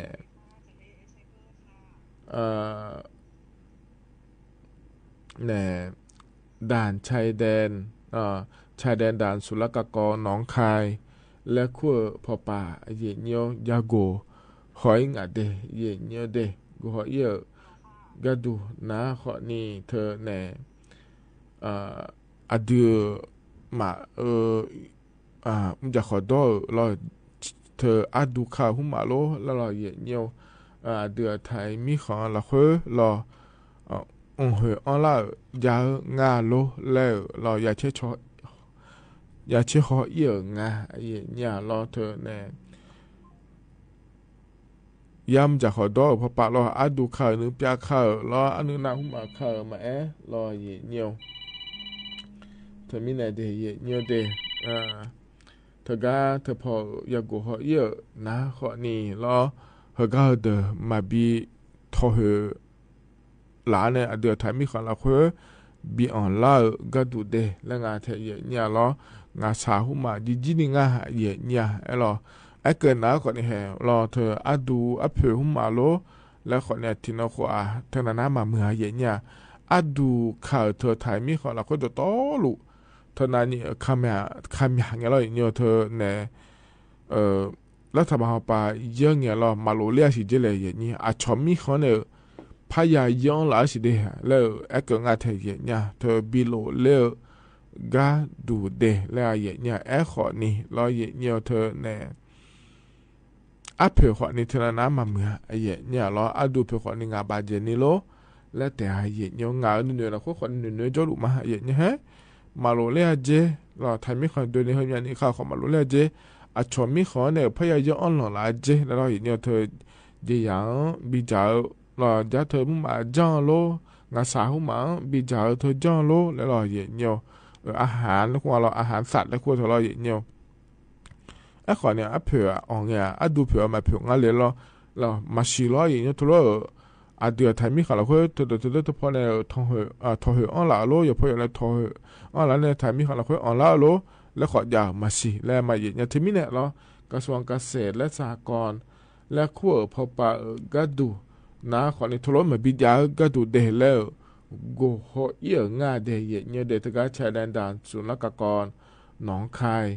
และขั้วพอปะเดยเนี่ยเราเนี่ยเธอแต่มาเงือเราเจียาใส่จีเราใส่จีมาเลยกันเราเนี่ยโยใส่จีอายาใส่จีหุมาโลแล้วเราถอยอ่อนเรายาง่าโลแล้วขอเนี่ยกูหอยเยอะง่าเดยเนี่ยเดนะที่มีเนี่ยเราไอ้เกินนะขอในเย็นเนียวรัฐบาลป่าก็ตัวโยมยาจีโยมยาก่อนเราค่อยขอไอ้เย็นเนียวฮอลลีดาลุไม่เดฮอลลีก็ขอในจัดท่านเนี่ยฮอลลีดาลุง่าเดแล้วเราเย็นเนียวมันไม่ได้ก็ได้ให้จีจ้าใส่เธออายาใส่จีมันเนี่ยเธอจีอายุใส่จีมาขอเนี่ยเราอยากจีใส่จีมาขอเนี่ยเงี้ยแล้วเธอหลานเนี่ยอ่อนล้านเนี่ยยาแล้วอ่อนล้านหน้าให้เย็นเนียวเยอะเนี่ยเยอะเยอะจากกันเนี่ยเยอะจากกันเนี่ยเราไอ้ขอเนี่ยเราใส่จีเฮ้นักก็อ่อนโลมาอ้อรู้ละดูมาสิญญาเย็นเนียวเราถึงมีเนี่ยเราเย็นเนียวรู้ถ่ายเจ้าหาเธอจ่าอ้อกันนะขอนี่มาบิดเตอร์เล่พายเดี๋ยวถ่ายมีขอเราค่อยมาบิอ่อนละพายเราหายมาขอเนี่ยงาช่างแท้เนี่ยฮอลลัวก็ดูงาเดแล้วจะกะเอกะดานเนี่ยบิสิบิกะ เลยเดเย็นเยเดนะเฮนะขอนี่ที่เกาะล้อเย็นเยจะกายอากาศตอนนั้นในบิสิบิกาเย็นเยอันนั้นใจที่เกาะก็ดูเฮนะตอนโนพปันเนี่ยล้อเย็นเยจะกายอากาศเจลังเย็นนี้ยากาหอดูเย็นเยเธอเนี่ยล้อสมบูรณ์ด้วยล้อเธอก็ชอบทัศนศึกษาและคงงานเราเยอะสมบูรณ์ดูหลักแต่มังเงอล้อสมบูรณ์ดูเนี่ยอีตัวเนี่ยอยู่ก็อยู่บิดก็เยอะแล้วจอดาหลานเนี่ยเราเยอะเธอก็เนี่ยล้จีเนี่ยอีกาเราโอล่าอายามเราคุยจีเยอะเนี่ยเราเธอมีจ่าชอลูแล้วเนี่ยอยากจะมีอะไรก็เราคุยอันเนี่ยมันจะดูยันนี่สิ่งเจริญอยู่ดีมากก็สักการะพายแล้วเราเยอะนี่เชื่อเจเนี่ยเดียเนี่ยเดน่าเธอก็เราคุยตอนนู้นเนี่ยยุ่งอยากฉันทะเลไงเราเยอะโลหิวก้าเราเยอะชอเนี่ยเธอก็ทางแกแล้วควรทะเลาะเลยนี่ล้วนหล่ออาเจอดมยาเจอโลยังมือพามาจันชาวโลเขาก็ฉลุแล้วเนี่ยบิโดเล่าคุยเนี่ยเราเธอก็เนี่ยยมยาหอปาขอเนี่ยยาชันทะลุงาเดแล้วธุระเกิดไหมขอเนี่ยเยี่ยวสัวขอเนี่ยล้อเธอก็ทำตีเราคุยเนี่ยบ่อนะยกหาหลัวอยู่บ่อเกิดมาเดแล้วก็งานเธอเนี่ยเธอก็บริษัทหอปามาน่าถึงกับเจ้าหน้าที่รัฐบาลหอป่าแม่เราเนี่ย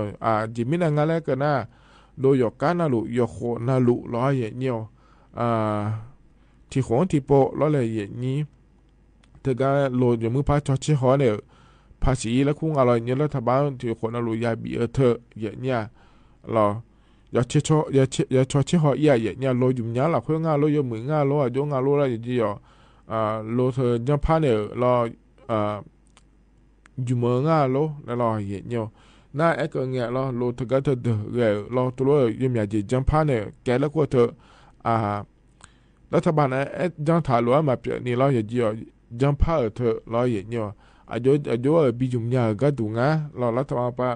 ยิ่งพอมาชดเชยเนี่ยเราแต่ก็เจ้าหน้าที่แล้วก็งานเราเนี่ยเจ้าหน้าที่ไปยิ่งพอมาชดเชยมีเนี่ยบิจุมเนี่ยทุรบก็เธอเปลี่ยนดาราก็ดูงะโลแล้วเราชดเชยเขาเนี่ยสัวมาค่ะแต่ก็ติดเราคือเรา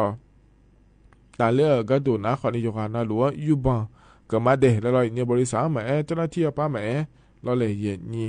เราถึงมีเนี่ยเราเย็นเนี่ยก็จะการอากาศด้านเนี่ยก็ดูนะขอนิยมนะเราอย่างสมบูรณ์ก็ถอยก็ดูโลแล้วก็มุ่งโลงอหลวงเราคือนะขอนิยมเขายาจ้าเดแล้วจะการอากาศด้านนั้นบิสิบิกาเลยเนี่ยเราเธอดอนตาแม่เราเมื่อแม่ยุ่งเบอเธอยาสมบูรณ์ยาเราเนี่ยถอดหาขอนิจงานในอย่างนี้ย่อปะหายาหลวงยังมือพาจังฉาเนี่ยจันทราเดแล้วเราจะการอากาศด้านนั้นบิสิบิกาเลยเนี่ยเดเนี่ยนะขอนิที่ขอเดเนี่ยเดน่าใจที่ก็ดูเนี่ยเราอินยุ่มอดีตไทยมีข่าวเราคือเจียเราอย่างนี้ชมยอดดื้อมาเยอะที่หัวก็ดูนะขอเนี่ยชอบหมูแดงแล้วคู่งานเราเนี่ยอย่างนี้เเจียชมยาเดียเนี่ยเดน่าเจียมอเฮ้นะขอเนี่ยมันน่าชอบฮิปโปแล้วคู่แถวเนี่ยงั้นขอเนี่ยอะคาดอมาสิเนี่ยเดียเนี่ยเดฮิปโปแล้วคู่ตัวก็เทิมหนาเราเนี่ยเธอมีเนี่ยอย่างนี้ก็ดูน้าขอเนี่ยอย่างนี้ที่หน้าฮิปโปหล่อหมูเด้งแล้วก็เธอก็ขออีหมอหน้าก็อีหน้าเลยแล้วน้าขอเนี่ยจังหวัดชลบุรีแล้วก็งานแถวเนี่ยสวนสัตว์เปิดเขาเขียวแล้วก็เดียเนี่ยเดเธอก็เธอเดี๋ยวอีเนี่ยขออีเนี่ยแม่เนี่ยอย่างนั้นเราชอบที่เบี้ยเนี่ยขออีจังหวะเนี่ยเดี๋ยวไทยชอบแม่ชอบมีคนเนี่ยชอบมาเราอย่างเงี้ยนะชอบกับดาก็ดูนะขอนี่เราอย่างเงี้ยนี่บะเจียเดนะอยากเดินนะขอนี่เชื่อบะแล้วจริงอย่างเงี้ยเราชอบมีคนเนี่ยละเดินนะเราชอบกับดาเดินนะสมัยงานเชื่อบะเจียเนี่ยอยากเดินนะขอนี่ที่ยานี่เชื่อบะแล้วจริงอย่างเงี้ยชอบโมเดลเราอยากขอสมควรเนี่ยเราพอเดอแล้วนะสถานที่บ้านมาจีเนี่ยขอไอ้เนี่ยไม่เดย์อย่างเงี้ยเดเพื่อนะขอนี่ให้อาดัมเบลอายามเพื่อเราคือเราอย่างนี้นะทนจนในจักรอากาศด้านนั้นบิสิบิกาอย่างเงี้ยเพื่อกันเนี่ยนะเดี๋ยวชัดที่พิมพ์เลยพนักหาดามาเรา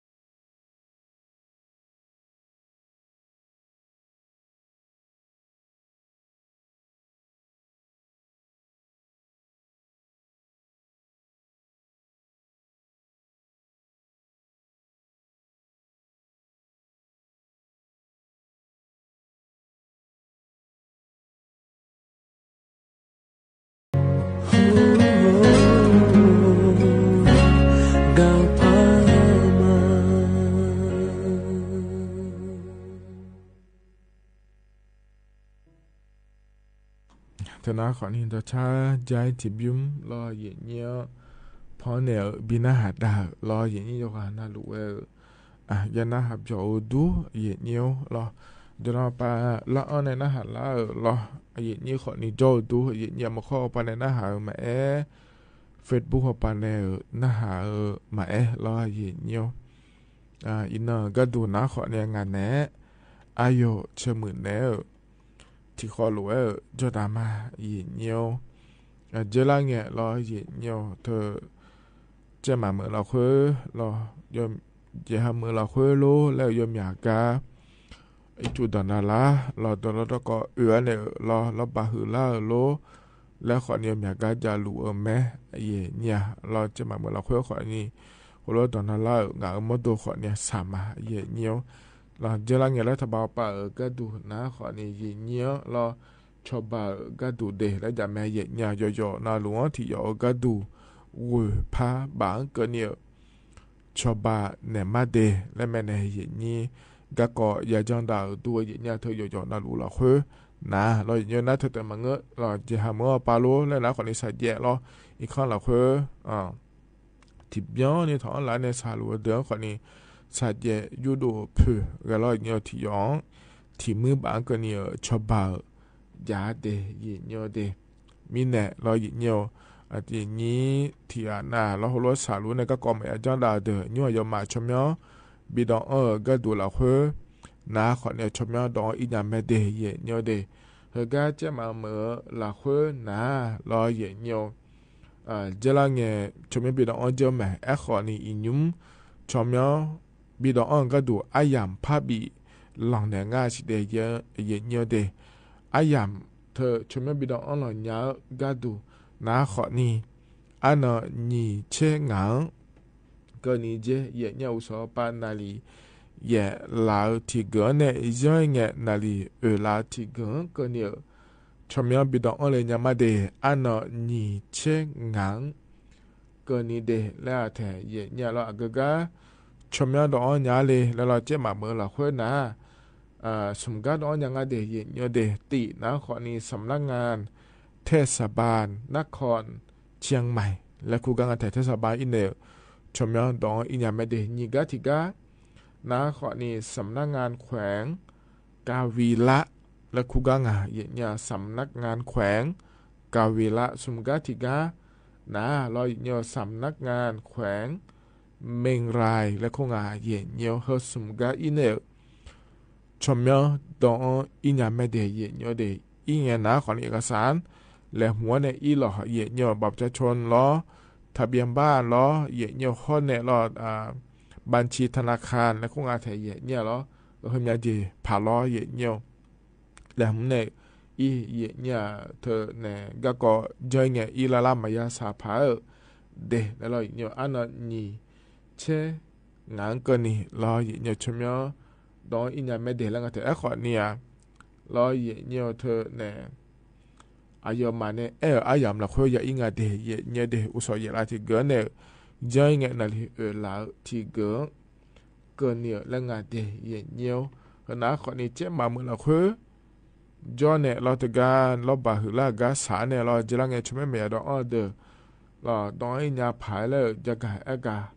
โปเนี่ยบิสิบิกาเลยเดย์เนี่ยtừ gaตะก็ก็nghe ngã khỏi đi thì à má thôi ya xả lo hiện nhí yom ya gà lo gà bia là khơi lo là xong bộ bóng liệu loแล้วขอเนี่ยจะหาหน้ารู้ว่าก็เราหึมาเดย์เยอะเดที่อันน่ะนึกว่าก็เนี่ยชอบบาเลี้ยวเราขอนี่จอมแม่เยอะเนี่ยเราเฮ็ดเจชอบบาเลี้ยงก็เดเฮือกะคนว่าชอบบาเลี้ยงก็ดูงานเดแล้วมายาก็งานละแล้วเราเยอะเนี่ยเธอก็ชอบบาก็เนี่ยเลี้ยวจะหาหน้ารู้เยอะเนี่ยจะหาหน้ารู้ว่าก็เราหึมาเดแล้วเราจะกะเนี่ยมาเดย์เยอะเดชมยังมายาเงี้ยดูรู้ชอบบ้านอะไรงานเดแล้วมายาดงอะไรเราเยอะเนี่ยเราก็เราหึมาเยอะเนี่ยเรามีในหัวหน้าขอนี่จะกะดานในบิสิบิกาเลเดเยอะเนี่ยอันนั้นใจที่ก็ดูน้าขอนี่แล้วยุ่มเชกายามอะไรเพลดูแม่เยอะเนี่ยโดยก็ดูยอมยากะขอเนี่ยงานยาละง่ายเยอะเนี่ยเจ้ามาเมื่อเรา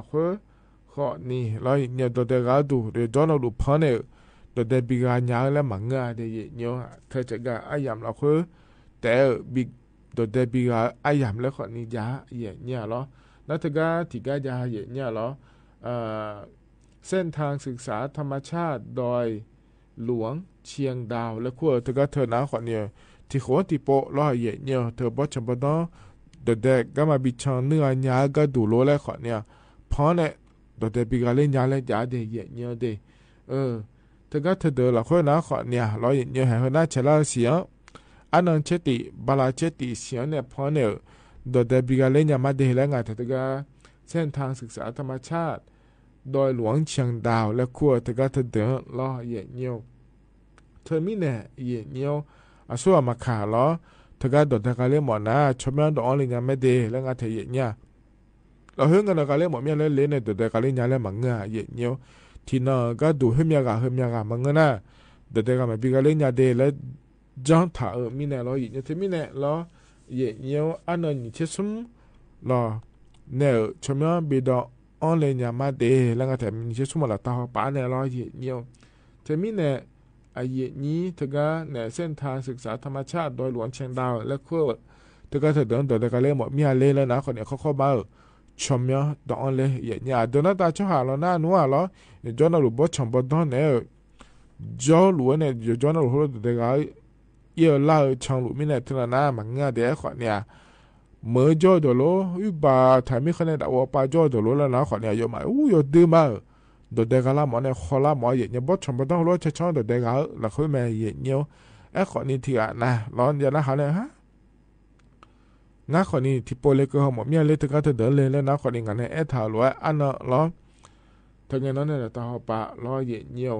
ชมเมียจมแม่ดอนถ่ายเลยเดี๋ยวชมเมียดอนถ่ายน้าคนนี้เธออันเมียกาเลยอยู่หายอยู่แล้วเขาอันเมียกาจ้องอะไรเสือในเลี้ยงหมดเมียเลยแล้วน้าคนนี้ต่างกันเนี่ยช่องเนี่ยล้อเนี่ยเจ้าหน้าที่เอาปะจานเนี่ยทานยังไม่ได้เยี่ยวเดเห็นน้าคนนี้ที่เกาะล้อย้ายที่เกาะจะกะกะ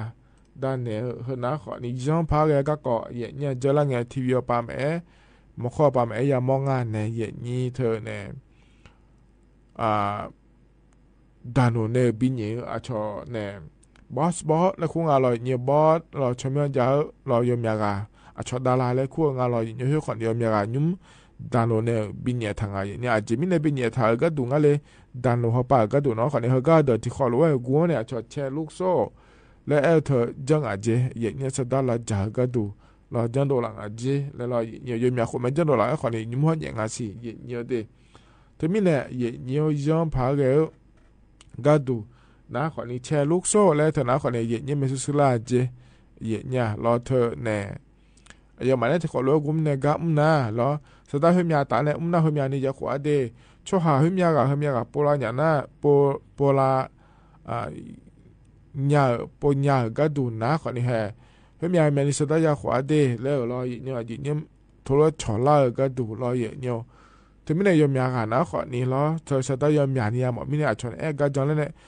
sẽ tới nhà này chọn này tại này cái mua lo cho nhà cả po po giờ lo bị la lo lấy lo gì nhá na giờ mà nghe ná khỏi này nhỏ cái đủ đi lấy là gì nhá lo nhỏ để gì nhá để nhỏ này lo sẽ tớiยาขวล้วยคนนี้หมอเนี่ยแต่สุดท้ายมันยาขวมันน่ายอย่างอะไรเราเธอหน้ามาข้อกันเลยนะคนนี้ยามันที่เขาล้กุมเนี่ยสุดท้ายตาเนี่ยก็มัวล้อช่วยหาปวดแล้วรออย่างเงี้ยที่เขาล้ล้าล้แล้วรออย่างเงี้ยสุดท้ายมันนี่ยาเดแล้วมาเสียเลยนี่มันสุดท้ายเธอยาข้าวยันเดแล้วรออย่างเงี้ยจากการกางาอย่างเงี้ยเราทุเรศอะไรเงี้ยละชอล่านะคนนี้ถ้าจังเลยเดแล้วรออย่างเงี้ยเจริญเงี้ยเราทุเรศทุลดูเลยรอเนี่ยบริษัทอันปานเนี่ยรู้ละอย่ามาบริษัทเนี่ยที่เขาล้อตาเนี่ยก็ตาหน้าเสียดายเนี่ยเนี่ยดอนเนี่ยก็นะรอเนี่ยบลาเฮชิละค่อยมีเนี่ยขวาเดบลาเฮมีชิละค่อยมีนี่บีโคมาเดแล้วมันเสียรอเนี่ยชอละเสียดายเฮมีเนี่ยยาเดแล้วรอเนี่ยชอละแต่ก็ถึงโมโยค่ะยันเดแล้วรอด้านโน้นเนี่ยรู้ว่าเนี่ยยันยาพายแล้วจะกะด้านนั้นบิสิบิกาเลเดยเนี่ยคนนั้นคนนี้ต่อหลุล้ออินเนอร์ฮกาเนี่ยนะทอนจวนเนี่ยจะกะกาเนี่ยบิสิบิกาเดยเนี่ยฮกาเนี่ยนะล้อเนี่ยต่อชาติพิมพ์แล้วพระบิณหาดามาเนี่ย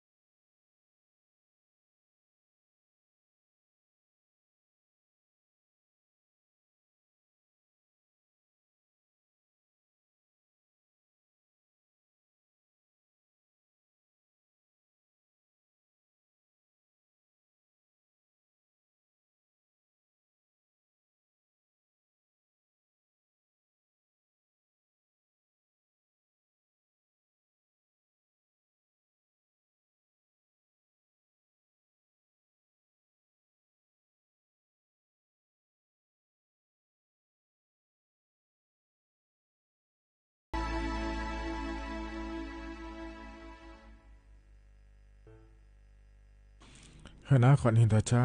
ย้ายที่บิมรอกายนี่เนออย่าทันเจออายามละเขรอพอในบินาหาได้เดยเนียวเดเฮกันเนี่ยนะรอเนียวอายามข้าจะล่าเฮรออายชากาแล้วพระบินาดามาเนียกามพอในบินาหาดานะขวัญเนี่ยว่าอีมาเดยขวัญละรัวละค่ะเชตาเนี่ยเจ้าดาเราเดยเนียวเดยอย่าน้อยอย่าพัฒนจุลามาเนียวอุดธรรมะ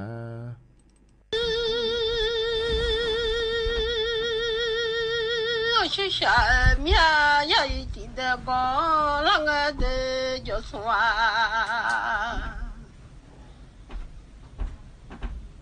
的高，啷个老样就算哎，用个电脑面弄车多咯。老娘喏。那个米哦，真的呀你啊，人家什么米啊，了这皮让个小小呀，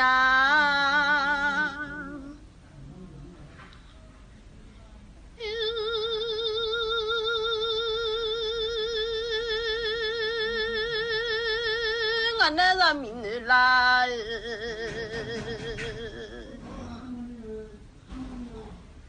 มาโล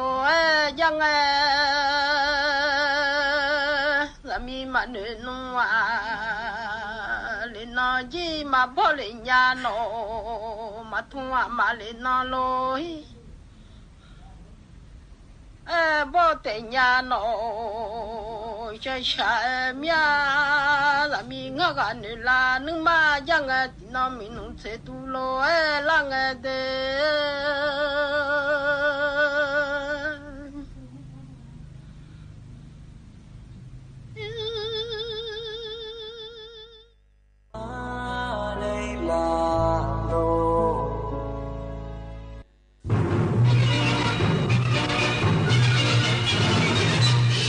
สถานีวิทยุกระจายเสียงแห่งประเทศไทยและเครือข่ายทั่วประเทศเสนอข่าวต้นชั่วโมงรู้เร็วรู้จริงเกาะติดทุกสถานการณ์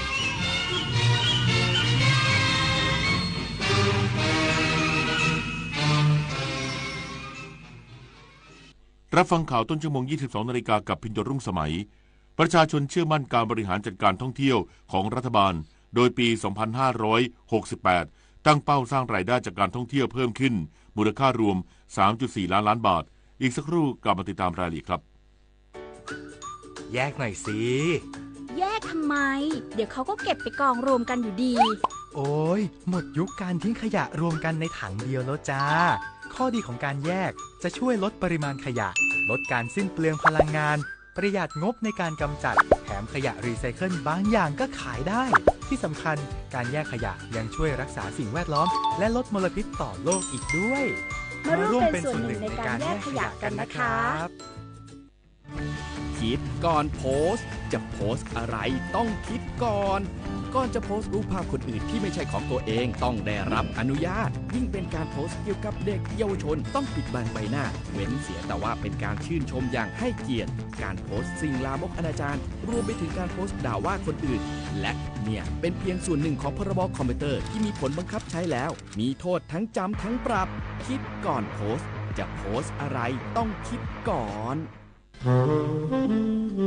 ป่ารักน้ำหนึ่งในโครงการอันเนื่องมาจากพระราชดำริของสมเด็จพระนางเจ้าสิริกิติ์พระบรมราชินีนาถพระบรมราชชนนีพันปีหลวงที่ก่อให้เกิดประโยชน์สุขแก่ราษฎรในการฟื้นฟูป่าที่เสื่อมโทรมให้เป็นบริเวณต้นน้ำลำธารอนุรักษ์ปลูกฝังให้คนรักและหวงแหนป่าไม้ช่วยให้ราษฎรที่ขาดแคลนที่ดินทำกินได้มีที่อยู่เป็นหลักแหล่งมีอาชีพและยับยั้งการตัดไม้ทำลายป่าคือถ้าเราไปบริจาคเลือดมันจะดูเท่และถือเป็นการทำบุญด้วยไหม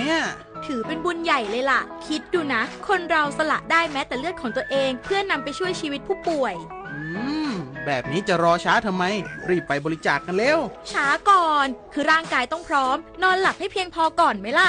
ได้เลยงั้นเจอกันที่ศูนย์บริการโลหิตแห่งชาติสภากาชาดไทยนะบริจาคโลหิตมั่นใจปลอดภัยประชาชนเชื่อมั่นการบริหารจัดการท่องเที่ยวของรัฐบาล โดยปี 2568 ตั้งเป้าสร้างรายได้จากการท่องเที่ยวเพิ่มขึ้นร้อยละ 7.5 มูลค่ารวม 3.4 ล้านล้านบาทนายจิรายุห่วงทรัพย์โฆษกประจำสำนักนายกรัฐมนตรีเปิดเผยถึงผลสำรวจของน็อตกรุงเทพโพลมหาวิทยาลัยน็อตกรุงเทพถึงความพึงพอใจของประชาชนต่อการบริหารจัดการท่องเที่ยวของรัฐบาลชุดปัจจุบันพบว่าประชาชนส่วนใหญ่ร้อยละ 61.2 พอใจต่อการบริหารจัดการการท่องเที่ยวและประชาชนร้อยละ 55.7 เชื่อมั่นว่ารัฐบาลบริหารจัดการท่องเที่ยวไทยดีขึ้นกว่าในปีที่ผ่านมาสะท้อนให้เห็นถึงความเชื่อมั่นของประชาชนต่อการบริหารของรัฐบาลภายใต้การนำของนางสาวแพทองธารชินวัตรนายกรัฐมนตรีซึ่งผลสำรวจความคิดเห็นดังกล่าวถือเป็นกำลังใจและเป็นแรงผลักดันที่สำคัญให้รัฐบาลเดินหน้าทำงานยกระดับการท่องเที่ยวของไทยให้เป็นเป้าหมายสำคัญของนักท่องเที่ยวต่างชาติเดินทางมาท่องเที่ยวเพื่อสร้างรายได้จากการท่องเที่ยวให้เพิ่มขึ้นผลิตนาถขวัญแสนสุขรายงานจังหวัดเชียงใหม่และทุกภาคส่วนระดมกำลัง Big Cleaning Day ถนนสายสำคัญของจังหวัดเชียงใหม่สร้างทัศนียภาพที่สวยงามต้อนรับฤดูกาลท่องเที่ยว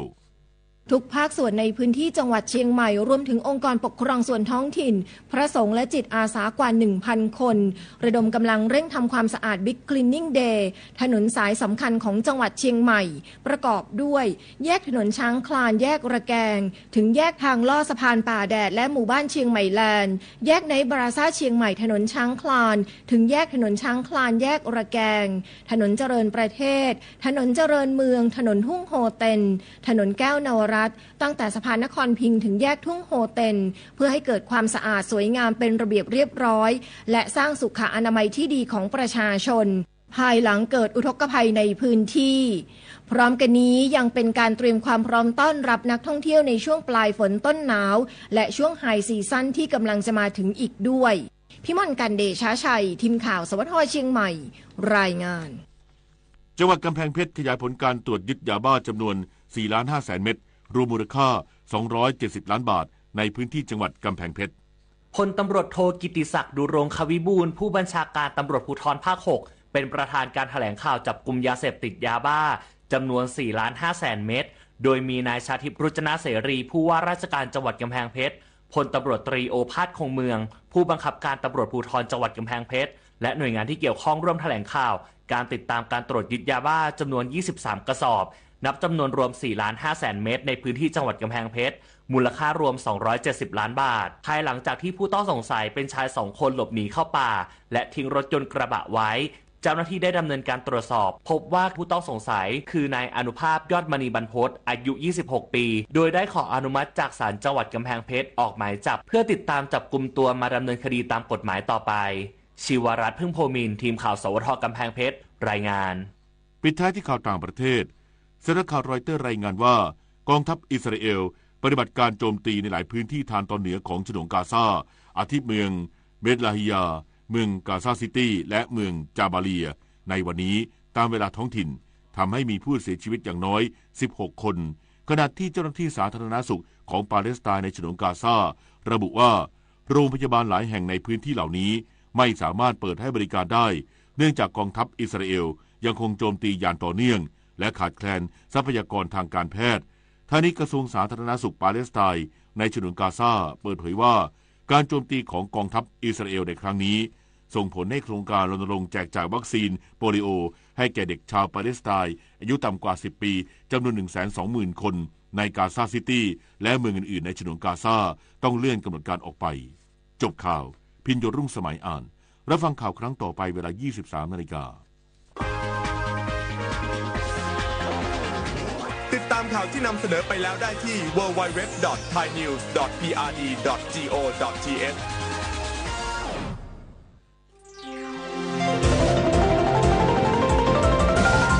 วิทยุแห่งประเทศไทย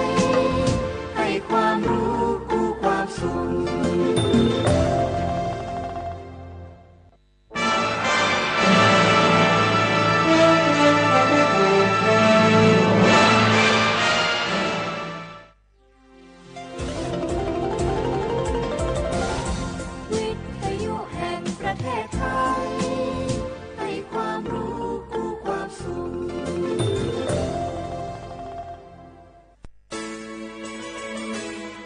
สถานีวิทยุกระจายเสียงแห่งประเทศไทยจังหวัดเชียงใหม่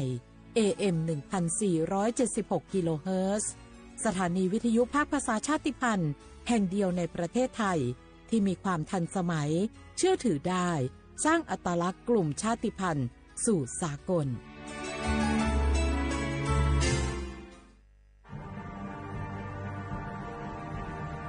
ชาติศาสนาและพระมหากษัตริย์สถาบันหลักของชาติที่อยู่กับสังคมไทยมาช้านานสถาบันพระมหากษัตริย์เป็นเสาหลักในการสร้างชาติให้เป็นปึกแผ่นเป็นศูนย์รวมจิตใจของปวงชนชาวไทยเป็นบ่อกเกิดของความรักความสามัคคีของคนในชาติเพื่อเป็นรากฐานให้ประเทศชาติมีความมั่นคงสืบมาจนถึงปัจจุบันรวมสร้างความภาคภูมิใจในความเสียสละของบรรพบุรุษไทยในการปกป้องพื้นแผ่นดินไทยโดยสำนักประชาสัมพันธ์เขต 3 กรมประชาสัมพันธ์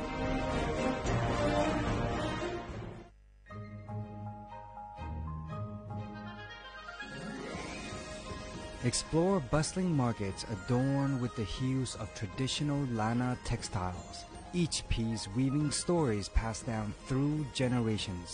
The Lana creative economy is a living museum, breathing new life into ancient practices.From Yi Peng or Loi Krathong Festival to Pi Mai Mueang or Songkran Festival, the Lana creative economy thrives in joyous celebrations, honoring the region's unique identity. It's not just commerce,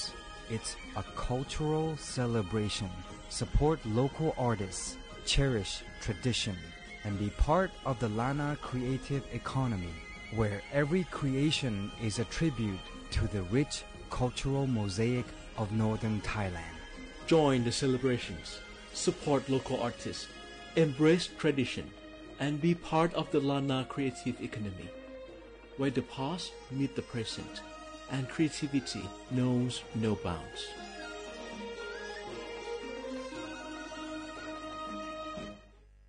พี่จะพาน้องลองตายสังคมพหุวัฒนธรรมต่างศาสนาแต่ใจเดียวกันชมทะเลสวยฟ้าใสที่ภาคใต้ชิมปลากุเลาตากใบขึ้นชื่อราชาแห่งปลาเค็มภาคใต้แหล่งผลิตวัตถุดิบอาหารสำคัญของโลกลิ้มรสผลไม้แสนอร่อยลองกองทุเรียนมังคุดเงาะความหลากหลายทางวัฒนธรรมทั้งพุทธคริสต์อิสลามและคนเชื้อสายจีนอาศัยอยู่ร่วมกันอย่างกลมกลืนภาคใต้แห่งสยามเมืองงามของไทยสำนักประชาสัมพันธ์เขต 3 กรมประชาสัมพันธ์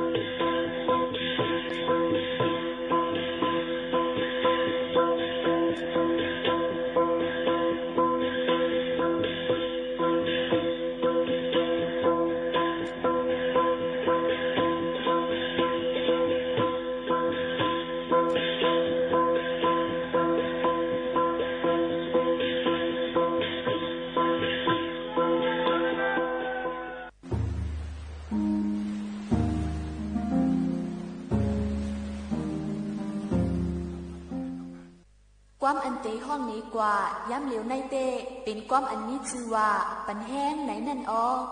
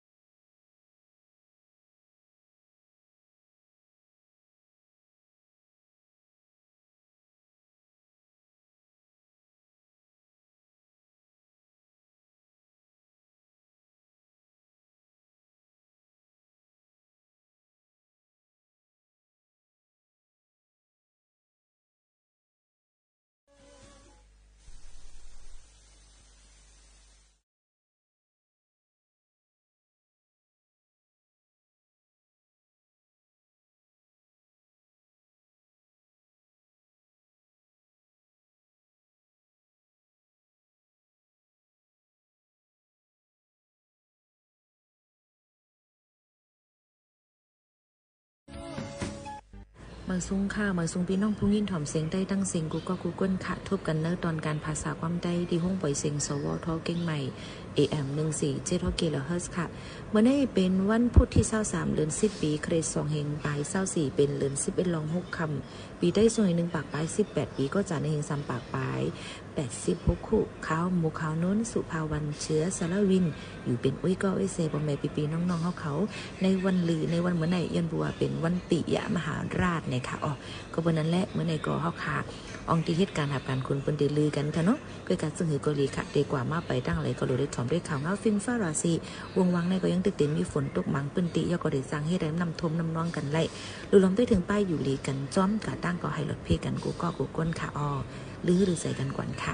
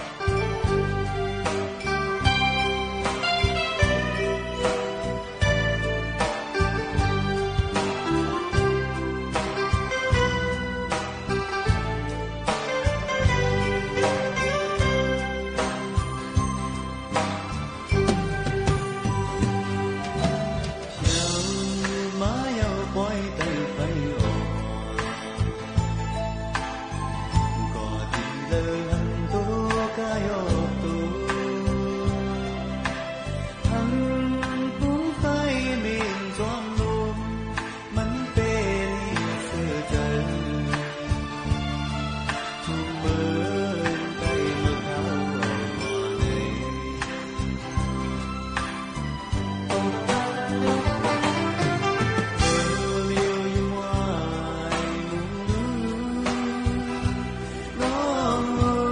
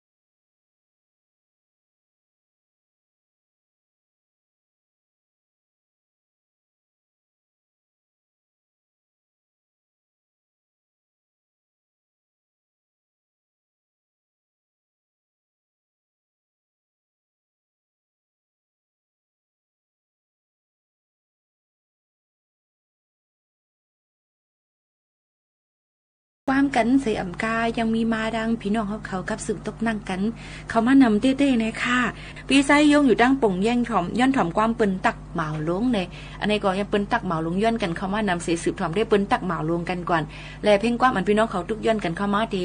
คัดจังหานี่มาเปิดปันพี่น้องเขาในค่ะ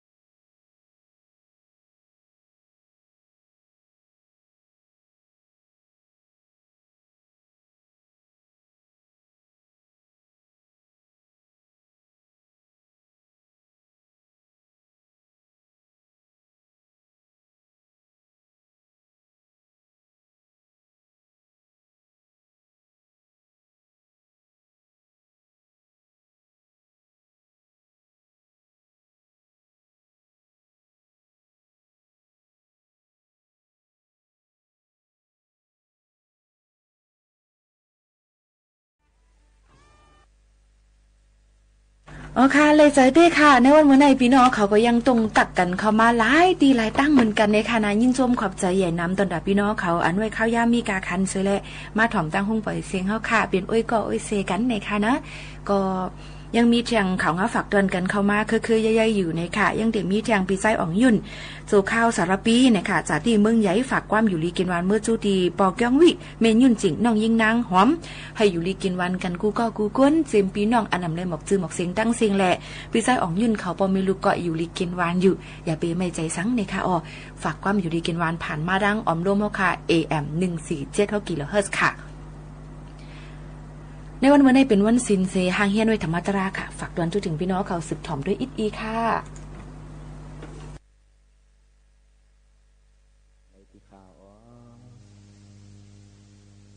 นะโมตัสสะภะคะวะโตอะระหะโตสัมมาสัมพุทธัสสะติสรณัมอะหัมวันตามิสัพพตา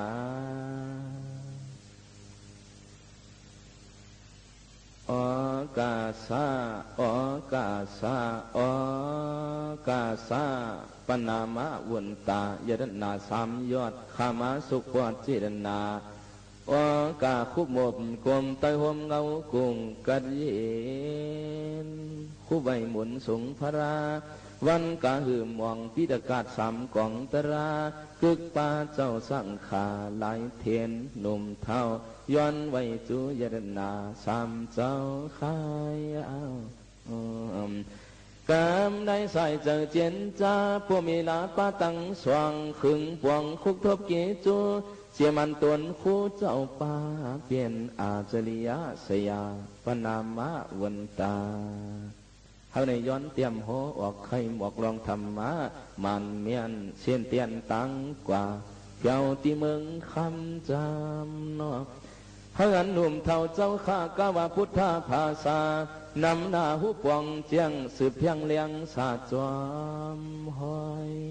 ตั้งในเอาตั้งตราเนศวรเปลืองเงินวันอ่อนหมุนสงพระโคมาอ่ำยันลอยเฮาเจือนลุ่นอมสวมเปื่อหมุนสงพระสนาอิลูสู่เก่าเฮาหาโจจ้าสอกตั้งหอยเสดจามถึงตีคำตั้งหยับผืดคู่เย้าหันเย้าสีชาเมตตาใกล้วันชวดเจอสัตวาเอากูวันกามายาวเกียนเจ้าผัวเข้าปรินิพพานกึศยานปีกน้องนังว่าเฮาข้านำหน้ายังตึกตันใจ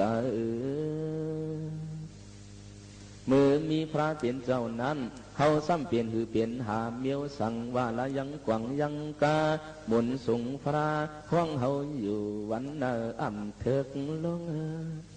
น้อมท่านปนดิบตายจอมสายตั้งยาวเอาข้าวเอาปานผ่านมีมังจัดปีมังจัดช้ำยอมหาหวมเงินคำมังกำวนตัวตีนเจอเฮาในนกนากันกายังมียหันสังขาศิกษานุศิกษาเปิดปาธรรมะติสนาเจือนปิญญาล้วงเขียนตัดพิดกาศธรรมาเอาเฮาเปลี่ยนดิเปลี่ยนลายถือเฮามันไว้จำนอในก่อนังกะหังขาเก็บไรไข่จางจอมสืบกิ้วลืบลังการะตังปัดความโคนาสาตักไปในกาตังหูตังหันเปิงอันเมียวหนีเมียวงามกับตามตาคิงนายทอมมัดเจียมลูกยิงลูกใจขับไปพวงเจอทัดลูดาเฮออันก้นเอาตั้งได้เดียดไผ่ตัวตน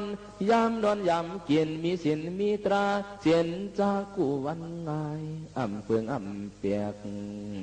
อย่าเฮอนัดลืมตัวโขลืมห่างอย่างลืมตีนกินลืมสั่งเชียงเฮาในเติงปังพร้อมหมู่อุกว่ามีลูกอ่ำจังพิษเพียก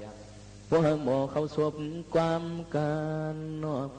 หัวลูกก็เย็นเงี้ยมีก็หมออยู่ตั้งดูซ้ำสืบเที่ยงอำเภอมันจัดมันเปียกปีไรฟอนลีตั้งได้เอาตั้งตราเจ้าธรรมะโลกาเย็นเงี้ยพวกมีเลลูกลางตำหวังเนปันอ่อนกันตุงตวงยามฟองเข่งวันปีโลเจียงเตยามจอมเปิดกวนเฮาตั้งหลายสายเจอโลภะตัวสามโมหะสามกิวหลิวเกียนเฮ็ดเฮียงวันเลี้ยงทานเมาขี้ยินไม่เมาสา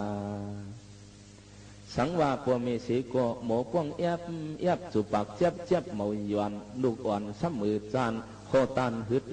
ลาเอาหน้าเหินปันมันจังอ่อนมอพวทานตัวลามของปือเฮาเมาหมอเขาซบความการนี่ พวกมีสิก็ดูเลยฮัก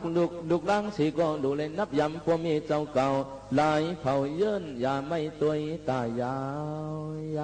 วเฮาบ่มาเปลี่ยนคนเหินเดียวกันเพื่ออันปันหลังทบยาเฮ็ดมากู้โศกามจอมเขาเลยสร้างมาลีไหนพูดวางขวางปันกันเปลี่ยนเอาเปลี่ยนตั้งจังมันยังเขาเปลี่ยนเจอตื่นเจ้าเก่าสืบกันสร้างกันในสังดูในสติตาเสลูกอ่อนเตะขวางอันเขาเล่เขาหวนตวนเฮาปัวเมลูสังกาหนังดองตั้งหูหมอกไข่ลายเผาที่เฮาจูลอยโตสาเฮานาจวมดังบทตราปัวมีไว้เฮกังอันเตรเจ้าเปียดวังปีกันเมือกเจ้าเลือกชอกเห็นปิงยาอุกจ่าปันยืนอ่ำตื่นนาเหินขึงเมียงเถิกเสียงว่นกว่ากว้างอันปุ่นฟอนเก่าเฮ็ดกว่าสังหากวนเหินกวนเยลายหลังลูกอ่อนกังอย่าให้กวนหลวงเมาเฮาฮักเขาก็เขาตีฮักเฮาจังเขาก็เขาตีจังเฮาโดทัดทองปองเปลืองเตี้ยยาวเมียวคนให้มียุคมีนามคันธามีตัวมีเจ้านังกันเลียนเจนจ้าเอาตราเข้าอกอ่องทิ้งเฮาลงแน่กำในบทตราดุกล้างเฮาในหันใส่พวกมีเลี้ยงเยาอย่าเฮาลืมหูจักกุงปวงสับเจจูนายเฮาอันขึ้นเลี้ยงพวกมีเจ้าเก่าผู้เผานาการเฮ็ดไก่มีไว้เฮินเยสีก็เฮาปัวกึ่งปุดสีชาพวกมีมือกว่าซ้ำดูเฮาซ้อมเข้าฟักจงตัวเจ้าคือเฮาตั้งหลายยามมือพวมีตึกมีอาศักสายเจอวันเนอเปลี่ยนข้านหันดุมลาเจนจ้ามือเขาอ่อนวันสายเขาก็ไปเท่าเขาเลยสวมน้ำสวมเขามายาวมือนั่นพวมีพวว่าใจเก่าสาวเก่าเสียงเก่าคำเก่าเขาเอาไอเย่เสียวเจ้หอยคอหักสีลายตบโกนจอนเดหมังพวกยามือเดียดไม่เฮาซ้ำโปให้อิวเสียนเสียงเกียนง่าเขาโปเคยออกเจอจ้าอ่ำซื้อวิทย์เปียดหวังกว่ามาตามมีออกพระหัวจอมโซตาเสซอมน้ำนมมาเตียจังหวะลูกล้างดูโมหูกุมยำยงฮักอ่ำจานโคตานคอยพี่ลอยหายตังโลกุกสีก็เฮจ้าหายตังโลกะสิก็เฮเลียงมียังตังหมออกเจนจ้าป้องหันหอยติจาลียามกามในพี่น้องต้องเลี้ยวตาหันพี่น้องต้องเลี้ยวตาหันวันตังซ้ำอยู่ห่วมกัน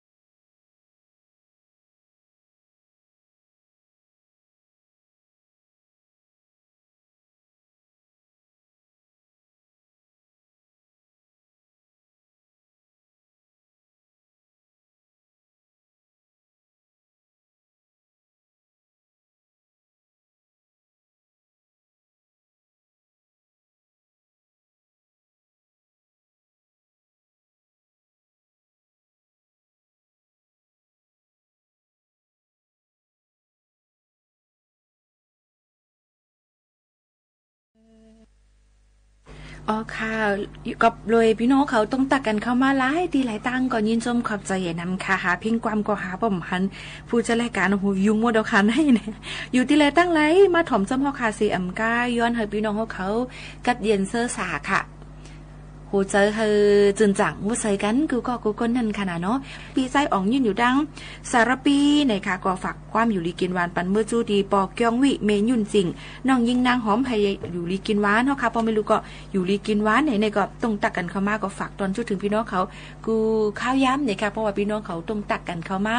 เลอเซนั่นค่ะใจตัวหักก็ถ่อมในรถในกาหยุ่มยามาถ่อมในกาก็เนี่ยค่ะเกิดมาทำกาค่ะเยอะเนาะค่ะใจซึ่งหนังเก่าค่ากว่าตาไปตั้งก็ถ่อมซ้ำห้องคาเป็นเอ้ยก็เอ้ยเซกันถ่อมเย้าเนี่ยก็ให้ด้วยจอมเซนตาสายตั้งลีค่ะกดลดกาก่อนนำเหลืองเนี่ยนะคะนะปันแห้งให้พี่น้องเขาหลอดเพหลอดหลานกันกูก็กูก้นตั้งมดตั้งเสียงเนี่ยค่ะอ๋อยินจมขอบใจเย็นนำติดตรงตัดกันเข้ามาสืบถอมเพ่งความใจตัวห้างห้องไว้ค่ะหมออยู่ก็เร็วในเจอได้ห้ามเจอได้คือในสืบถอมด้วยค่ะ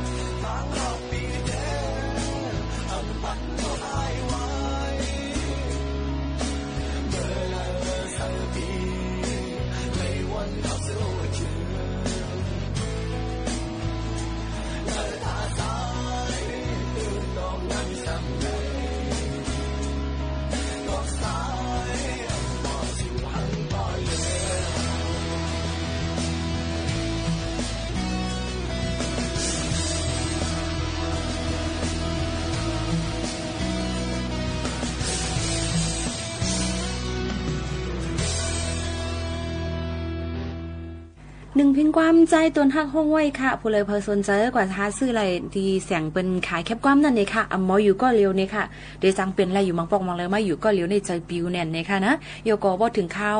อันเป็นอ่อนกันกว่าก้องกว่าวัดกว่าแล้วเสมว่าอ่อนกันมีปอยมีลามในถึงคุกจะไรค่ะออกคุกจะไรเพลละเนี่ยว่าเป็นต้องถามนึงก็ได้ตอบแทงนึงอันค่ะก็ถามมีหมู่ค่ะนนคุกจะไรตั้งเฮิรนค่ะนะคุกจะไรก็เป็นป้อ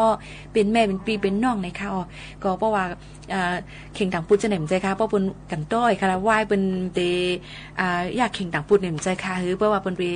ปดเดี่ยวในก่อนกันหิมกินหมักไหม้นั่นค่ะนะนั่นเนาะค่ะหมักจัง5หมักกอ5ให้ไหนค่ะอ๋อก็เดมีนั่นค่ะนะนี่ก็เป็นตั้งหลีกู้สวนเนาะค่ะเลยคึงปองให้สร้างเนี่ยก็เป็นลองเปี่ยวมนในโจจัดปันก้นเฮาค่ะในค่ะเจ้าเด้ค่ะก้นเฮาค่ะนั่นตายเป็นหลายจัดในค่ะว่าคึงปองให้สร้างการตั้งหลีกู้สวนกัน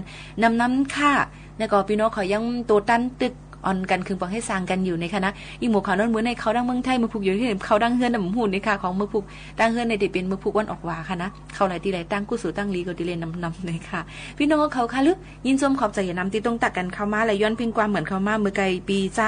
เสียงอยู่ดังกัดไม่เหี่ยในค่ะย้อนพิงความมาแป้งเนี่ยดีเลยถอมเมื่อไหนอยู่ค่ะในนี่ค่ะว่าอย่าไปเห็นนั้นค่ะใจเย็นๆค่ะอ๋อเพิ่มมาอ่อนตั้งก็อะไรยินชอมเพิ่มมาปลาลื่นก็ถอมปลาลื่นเนี่ยค่ะมันจะว่าเลิกที่ฮักมักที่จังค่ะนะผู้เลยพย้อนมาอันตั้งกันอะไรยินชอมในค่ะหันถึงกลางใจผู้จัดรายการอีกนึงค่ะนะกับมากลุ่มเมื่อวานนั่นดูติ๊กๆในก็มีหมู่เขาโน่นปลายกว่านั้นก็เท่าตายกับเป็ดเตะคือพี่น้องเขาตีเลยอยู่ต้มไฟเที่ยง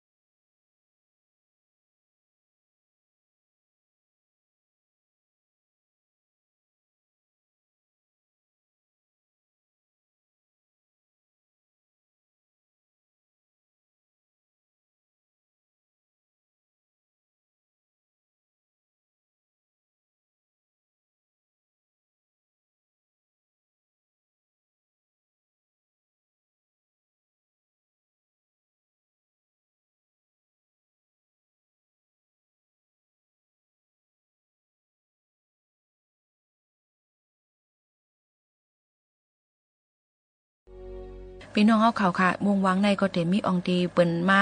จู่ตุ้มในกลางเจอกันดอนตา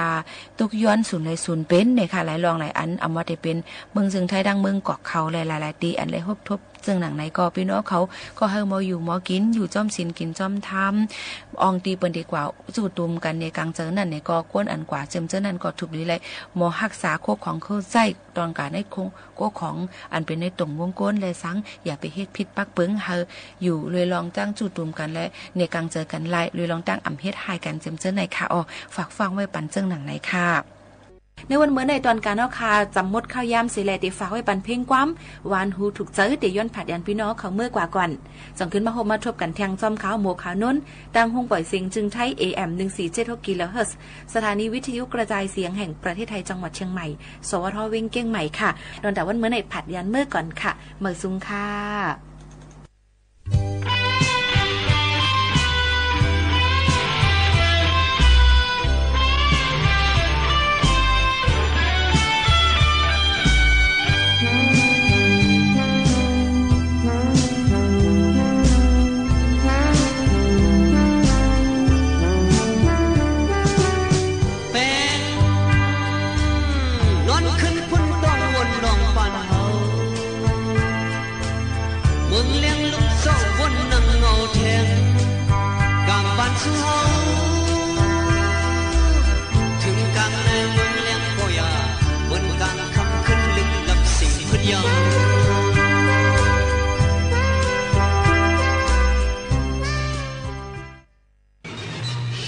สถานีวิทยุกระจายเสียงแห่งประเทศไทยและเครือข่ายทั่วประเทศเสนอข่าวต้นชั่วโมง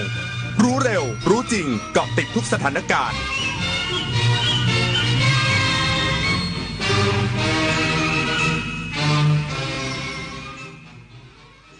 รับฟังข่าวต้นชั่วโมง 23 นาฬิกากับพินรุ่งสมัยจังหวัดสุราษฎร์ธานีเตรียมพร้อมรับองคมนตรีปฏิบัติภารกิจตรวจติดตามและขับเคลื่อนโครงการอันเนื่องมาจากพระราชดำริอีกสักครู่กลับมาติดตามรายละเอียดพร้อมข่าวอื่นๆที่น่าสนใจครับโครงการพัฒนาระบบกสิกรรมด้วยศาสตร์พระราชาช่วยส่งเสริมอาชีพให้เกษตรกรโดยรวมกลุ่มเพื่อช่วยเหลือตนเองและช่วยเหลือซึ่งกันและกันให้มีความเป็นอยู่ที่ดีสร้างความเข้มแข็งในระดับชุมชนแต่ละพื้นที่อย่างเหมาะสมต่อเนื่องสู่การพัฒนาที่ยั่งยืนเพื่อให้เกษตรกรสามารถดำเนินชีวิตได้อย่างมั่นคงด้วยหลักเศรษฐกิจพอเพียงศาสตร์พระราชาปวงประชาเปี่ยมสุขไม่มีฟันกินอะไรก็ไม่อร่อยกระแสพระราชดำรัสพระบาทสมเด็จพระบรมชนกาธิเบศรมหาภูมิพลอดุลยเดชมหาราชบรมนาถบพิตรก่อให้เกิดโครงการรากฟันเทียมพระราชทานจากน้ำพระราชฤทัยที่ทรงห่วงใยราษฎรผู้สูญเสียฟันแต่ขาดโอกาสในการรักษาให้กลับมามีสุขภาพช่องปากที่ดีมีรอยยิ้มที่สดใสกินข้าวได้อร่อยรากฟันเทียมความสุขพระราชทานบุญมาเจอกระเป๋าสตางค์ตกอยู่ในโรงเรียนมีเงินอยู่หลายพันบาทจึงรีบไปแจ้งคุณครูและประกาศตามหาเจ้าของจนเจอเพราะบุญมามีความซื่อสัตย์สุจริตมานีตั้งใจเรียนรักษาความสะอาดทั้งที่บ้านและที่โรงเรียนคอยช่วยเหลือเพื่อนและคุณครูเมื่อกลับบ้านก็ช่วยเหลืองานพ่อแม่เพราะมานีมีความรับผิดชอบและมีน้ำใจร่วมกันส่งเสริมและสร้างเด็กดีเพื่ออนาคตประเทศไทย1 ปีของคน2 คนนางสาวเอสิ้นเดือนเงินเดือนออกแล้วช้อปปิ้งสังสรรค์เงินไม่พอรูดปืดใช้เงินเกินตัวมาดูนางสาวบีสิ้นเดือนเก็บ 20% ของเงินเดือนทำบัญชีค่าใช้จ่ายอยู่อย่างพอเพียงผ่านไป1 ปีนางสาวบีมีเงินเก็บแต่นางสาวเอเป็นหนี้หัวโตค่ะแค่คิดชีวิตก็มีเงิน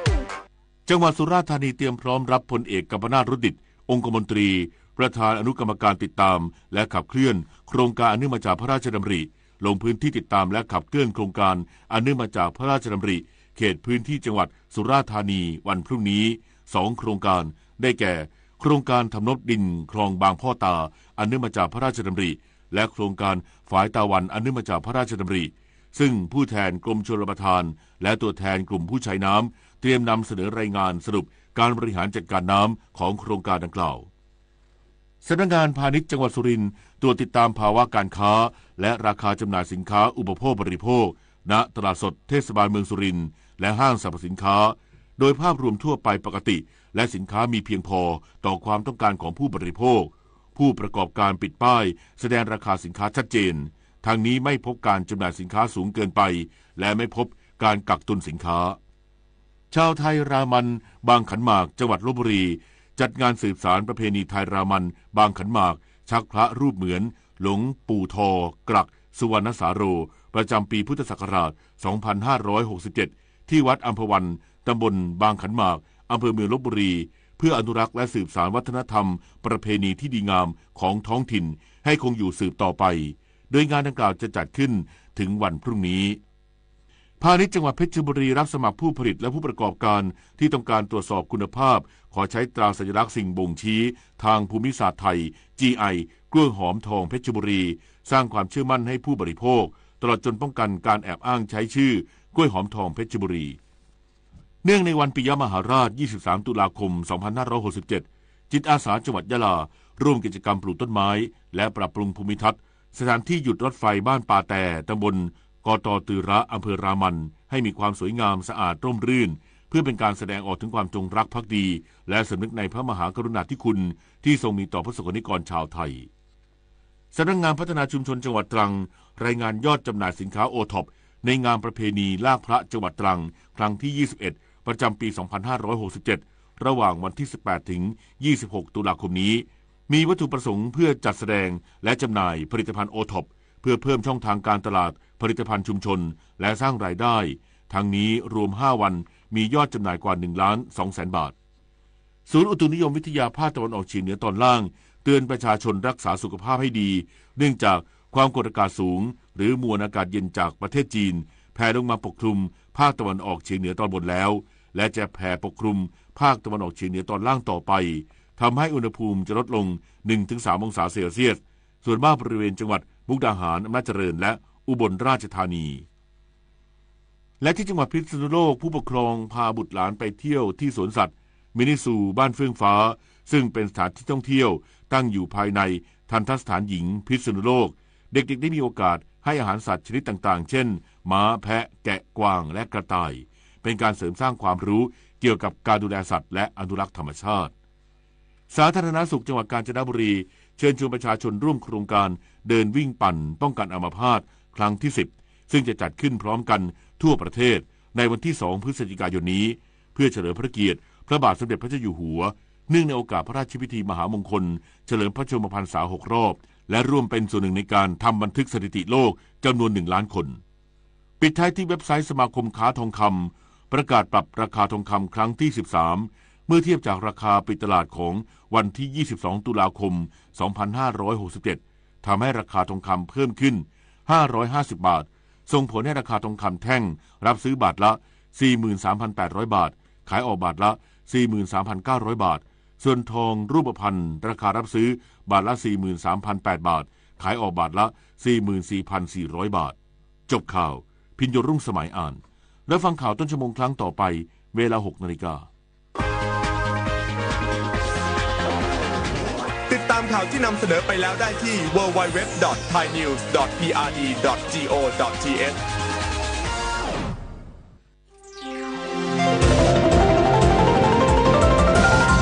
วิทยุแห่งประเทศไทยให้ความรู้กู้ความสุข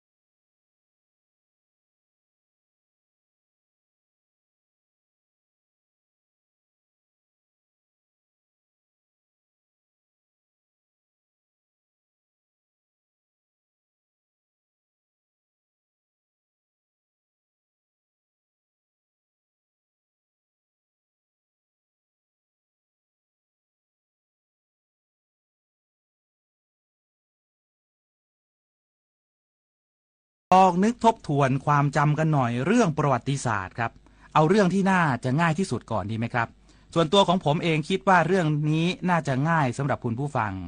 นั่นก็คือเรื่องของพระนามหรือชื่อของพระมหากษัตริย์ในอดีต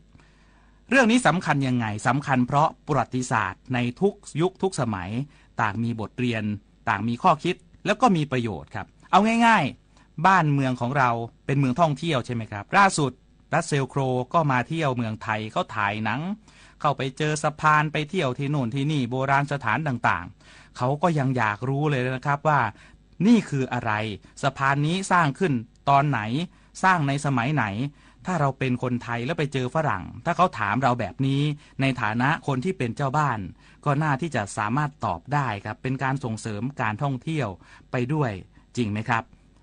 นี่ก็คือความสำคัญของประวัติศาสตร์วันนี้เราจะมาพูดถึงพระนามหรือชื่อของพระมหากษัตริย์ในอดีตครับว่ามีที่มายังไงเพราะแต่ละพระนามนั้นนอกจากจะมีความไพเราะแล้วก็วิจิตรแล้วยังแฝงไปด้วยคติทางศาสนาด้วยนะครับคุณผู้ฟังอย่างเช่นพระนามว่าชื่อที่ว่าสมเด็จพระนารายมหาราชนี่ตรงตัวเกี่ยวกับเทวนิยมในฮินดูแน่นอนสมเด็จพระรามาธิบดีสมเด็จพระราเมศวรนี่ก็ใช่นี่ก็เป็นชื่อเกี่ยวกับพระรามที่เป็นองค์อวตารของพระนารายณ์ในศาสนาฮินดูพระอินทราชาธิราชนี่ก็เป็นเกี่ยวกับพระอินทร์ก็ทางพราหมณ์ฮินดูอีกส่วนในทางพุทธก็มีนะครับแฝงถึงพระนามของพระพุทธเจ้าตัวอย่างก็เช่นสมเด็จพระบรมราชาหน่อพุทธทางกูลพระมหาธรรมราชาธิราชอันนี้ในสมัยกรุงสุโขทัยแล้วก็กรุงศรีอยุธยาด้วยสมเด็จพระบรมไตรโลกนาถสมเด็จพระสันเพชรนี่ก็ใช้ในแผ่นดินอยุธยายุคของราชวงศ์สุโขทัยนับตั้งแต่แผ่นดินของสมเด็จพระมหาธรรมราชาซึ่งเป็นพ่อของพระนเรศวรแล้วก็พระเอกาทศรสท่านก็ใช้ชื่อว่าสมเด็จพระสันเพชรที่ 1ใช้เรื่อยมาแบบนี้จนถึงสมเด็จพระสันเพชรที่ 9ก็คือพระเจ้าอยู่หัวท้ายสระแห่งราชวงศ์บ้านภูหลวงครับพระนามหรือชื่อของพระมหากษัตริย์ในอดีตนั้นถูกบันทึกไว้ในตัวบทกฎหมายด้วยนะครับคุณผู้ฟังบันทึกไว้ในพงศาวดารก็มีสะท้อนอะไรสะท้อนให้เห็นถึงความสามารถด้านอักษรศาสตร์ของคนในยุคสมัยนั้นด้วยครับสมเด็จกรมพระยาดำรงราชานุภาพผู้ทรงเป็นพระบิดาแห่งประวัติศาสตร์ชาติไทยท่านมีพระวินิจฉัยสรุปการเรียกพระนามหรือชื่อพระมหากษัตริย์ในอดีตท่านแบ่งออกเป็นแบบนี้คุณผู้ฟังครับแบ่งออกเป็น5รูปแบบด้วยกันก็คือ 1. พระนามตามจารึกในพระสุพรรณบัตร 2. พระนามพิเศษเพิ่มพระเกียรติยศ 3. พระนามที่เรียกเมื่อดำรงพระชนก็คือยังมีชีวิตอยู่ 4. พระนามที่ปากตลาดเรียกกันในเมื่อล่วงราชการไปแล้วแล้วก็ 5. พระนามที่เรียกในราชการเมื่อล่วงราชการไปแล้วต่อหน้าครับเราจะมาดูว่าชื่อหรือพระนามของพระมหากษัตริย์ในอดีตนั้นตามพระวินิจฉัยของกรมพระยาดำรงท่านว่าไว้แต่ละประเภทนั้นมีตัวอย่าง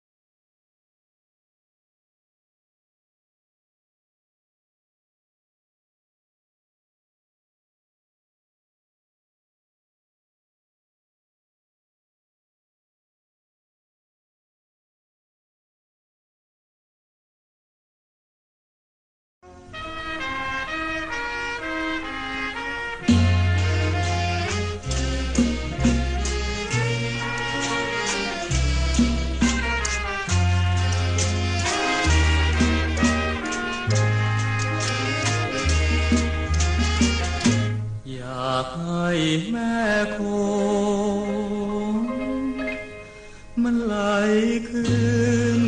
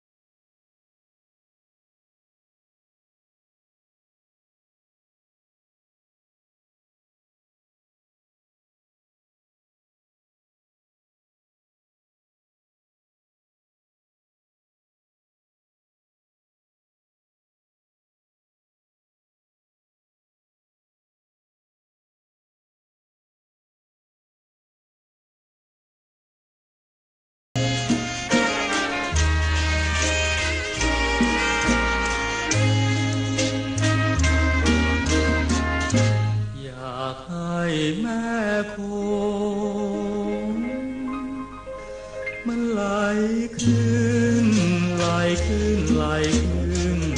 ไหลขึ้นไหลขึ้นเก็บรถคมคืนกลับไปที่ทะเลกว้างใหญ่มีเท่าหัวใจสตรีสตรีอย่าทมทวีทุกข์ให้อีกเลย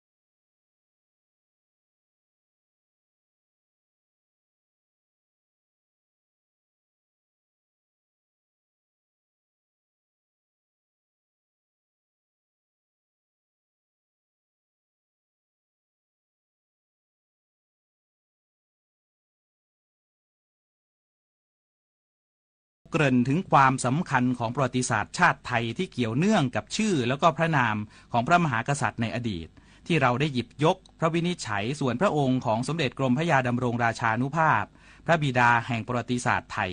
ซึ่งท่านนั้นได้แบ่งประเภทของการเรียกชื่อพระนามของพระมหากษัตริย์ไว้5ประเภทด้วยกันวันนี้เรามารู้จักกับประเภทแรกกันก่อนนะครับพระนามพระมหากษัตริย์ประเภทที่1คือพระนามตามจารึกในพระสุพรรณบัตรกรมพระยาดำรงท่านทรงอธิบายไว้แบบนี้ว่าเป็นประเพณีมาแต่โบราณกระทำเมื่อมีพระราชพิธีบรมราชาภิเษกมักเป็นพระนามที่มีสร้อยยืดยาวถ้าเอาล่าสุดคุณผู้ฟังครับในยุคของเราเนี่ยเราก็คุ้นหูซึ่งก็เพิ่งผ่านไปหมาดๆในปี62ที่ผ่านมากับพระราชพิธีบรมราชาภิเษกที่มีการเฉลิมพระปรมาภิไธยของในหลวงรัชกาลที่10ตามพระสุพรรณบัตรว่าพระบาทสมเด็จพระปรเมนทรรามาธิบดีศรีสินมหาวชิราลงกรณ์มหิศรภูมิพลราชวรางกูลกิตติสิริสมบูรณ์อดุลยเดชสยามินทราธิเบศรราชวโรดมบรมนาถบพิตรพระวชิรเกล้าเจ้าอยู่หัว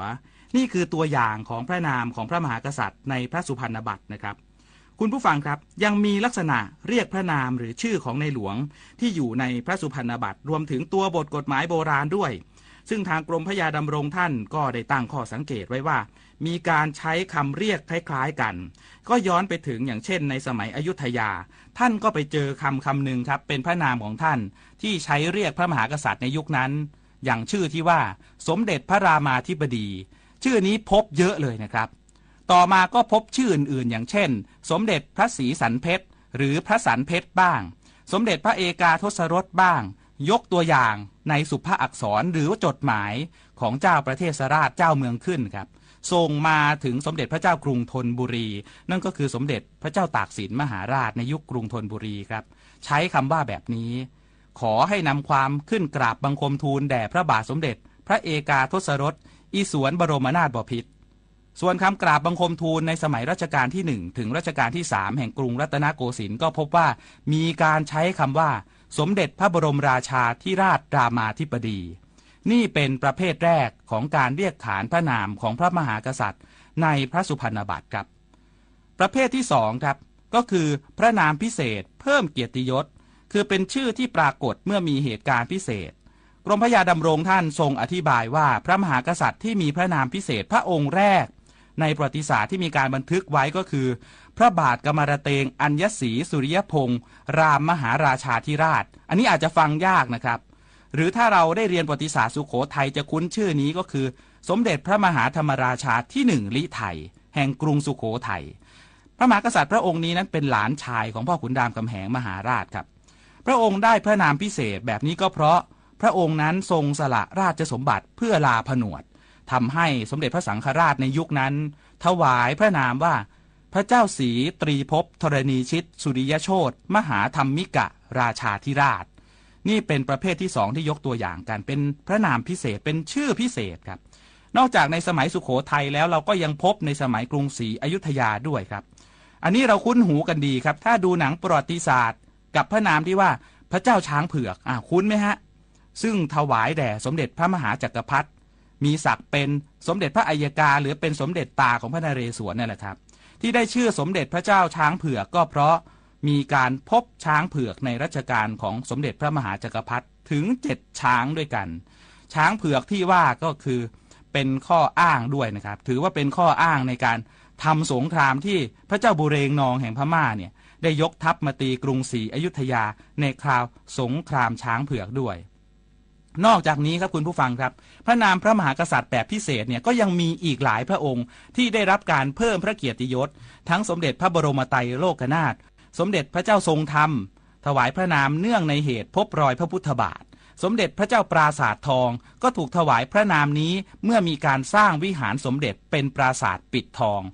ยกหลักฐานจากจดหมายเหตุวันวลิตโดยกรมพระยาดำรงท่านไม่เห็นด้วยกับพงศาวดารคำให้การชาวกรุงเก่าที่บอกว่าชื่อสมเด็จพระเจ้าปราสาททองนั้นมีการถวายพระนามเพราะมีการไปขุดพบปราสาททองในจอมปลวกอันนี้สมเด็จกรมพระยาดำรงท่านไม่เชื่อในข้อความนี้นะครับส่วนในสมัยกรุงรัตนโกสินทร์ก็มีการถวายพระนามพิเศษอันนี้เราคุ้นกันดีครับสมเด็จพระปิยมหาราชาธิราชก็ถวายแด่สมเด็จพ พระจุลจอมเกล้าเจ้าอยู่หัวพระบาทสมเด็จพระจุลจอมเกล้าเจ้าอยู่หัวรัชกาลที่5ของเรา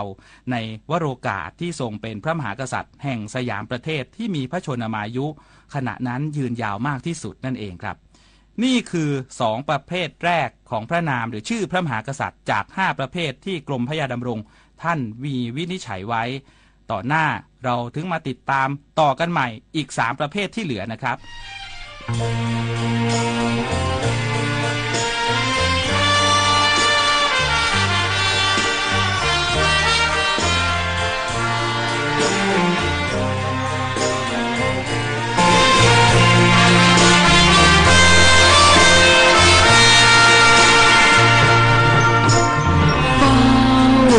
พะวงพวงคิดถึง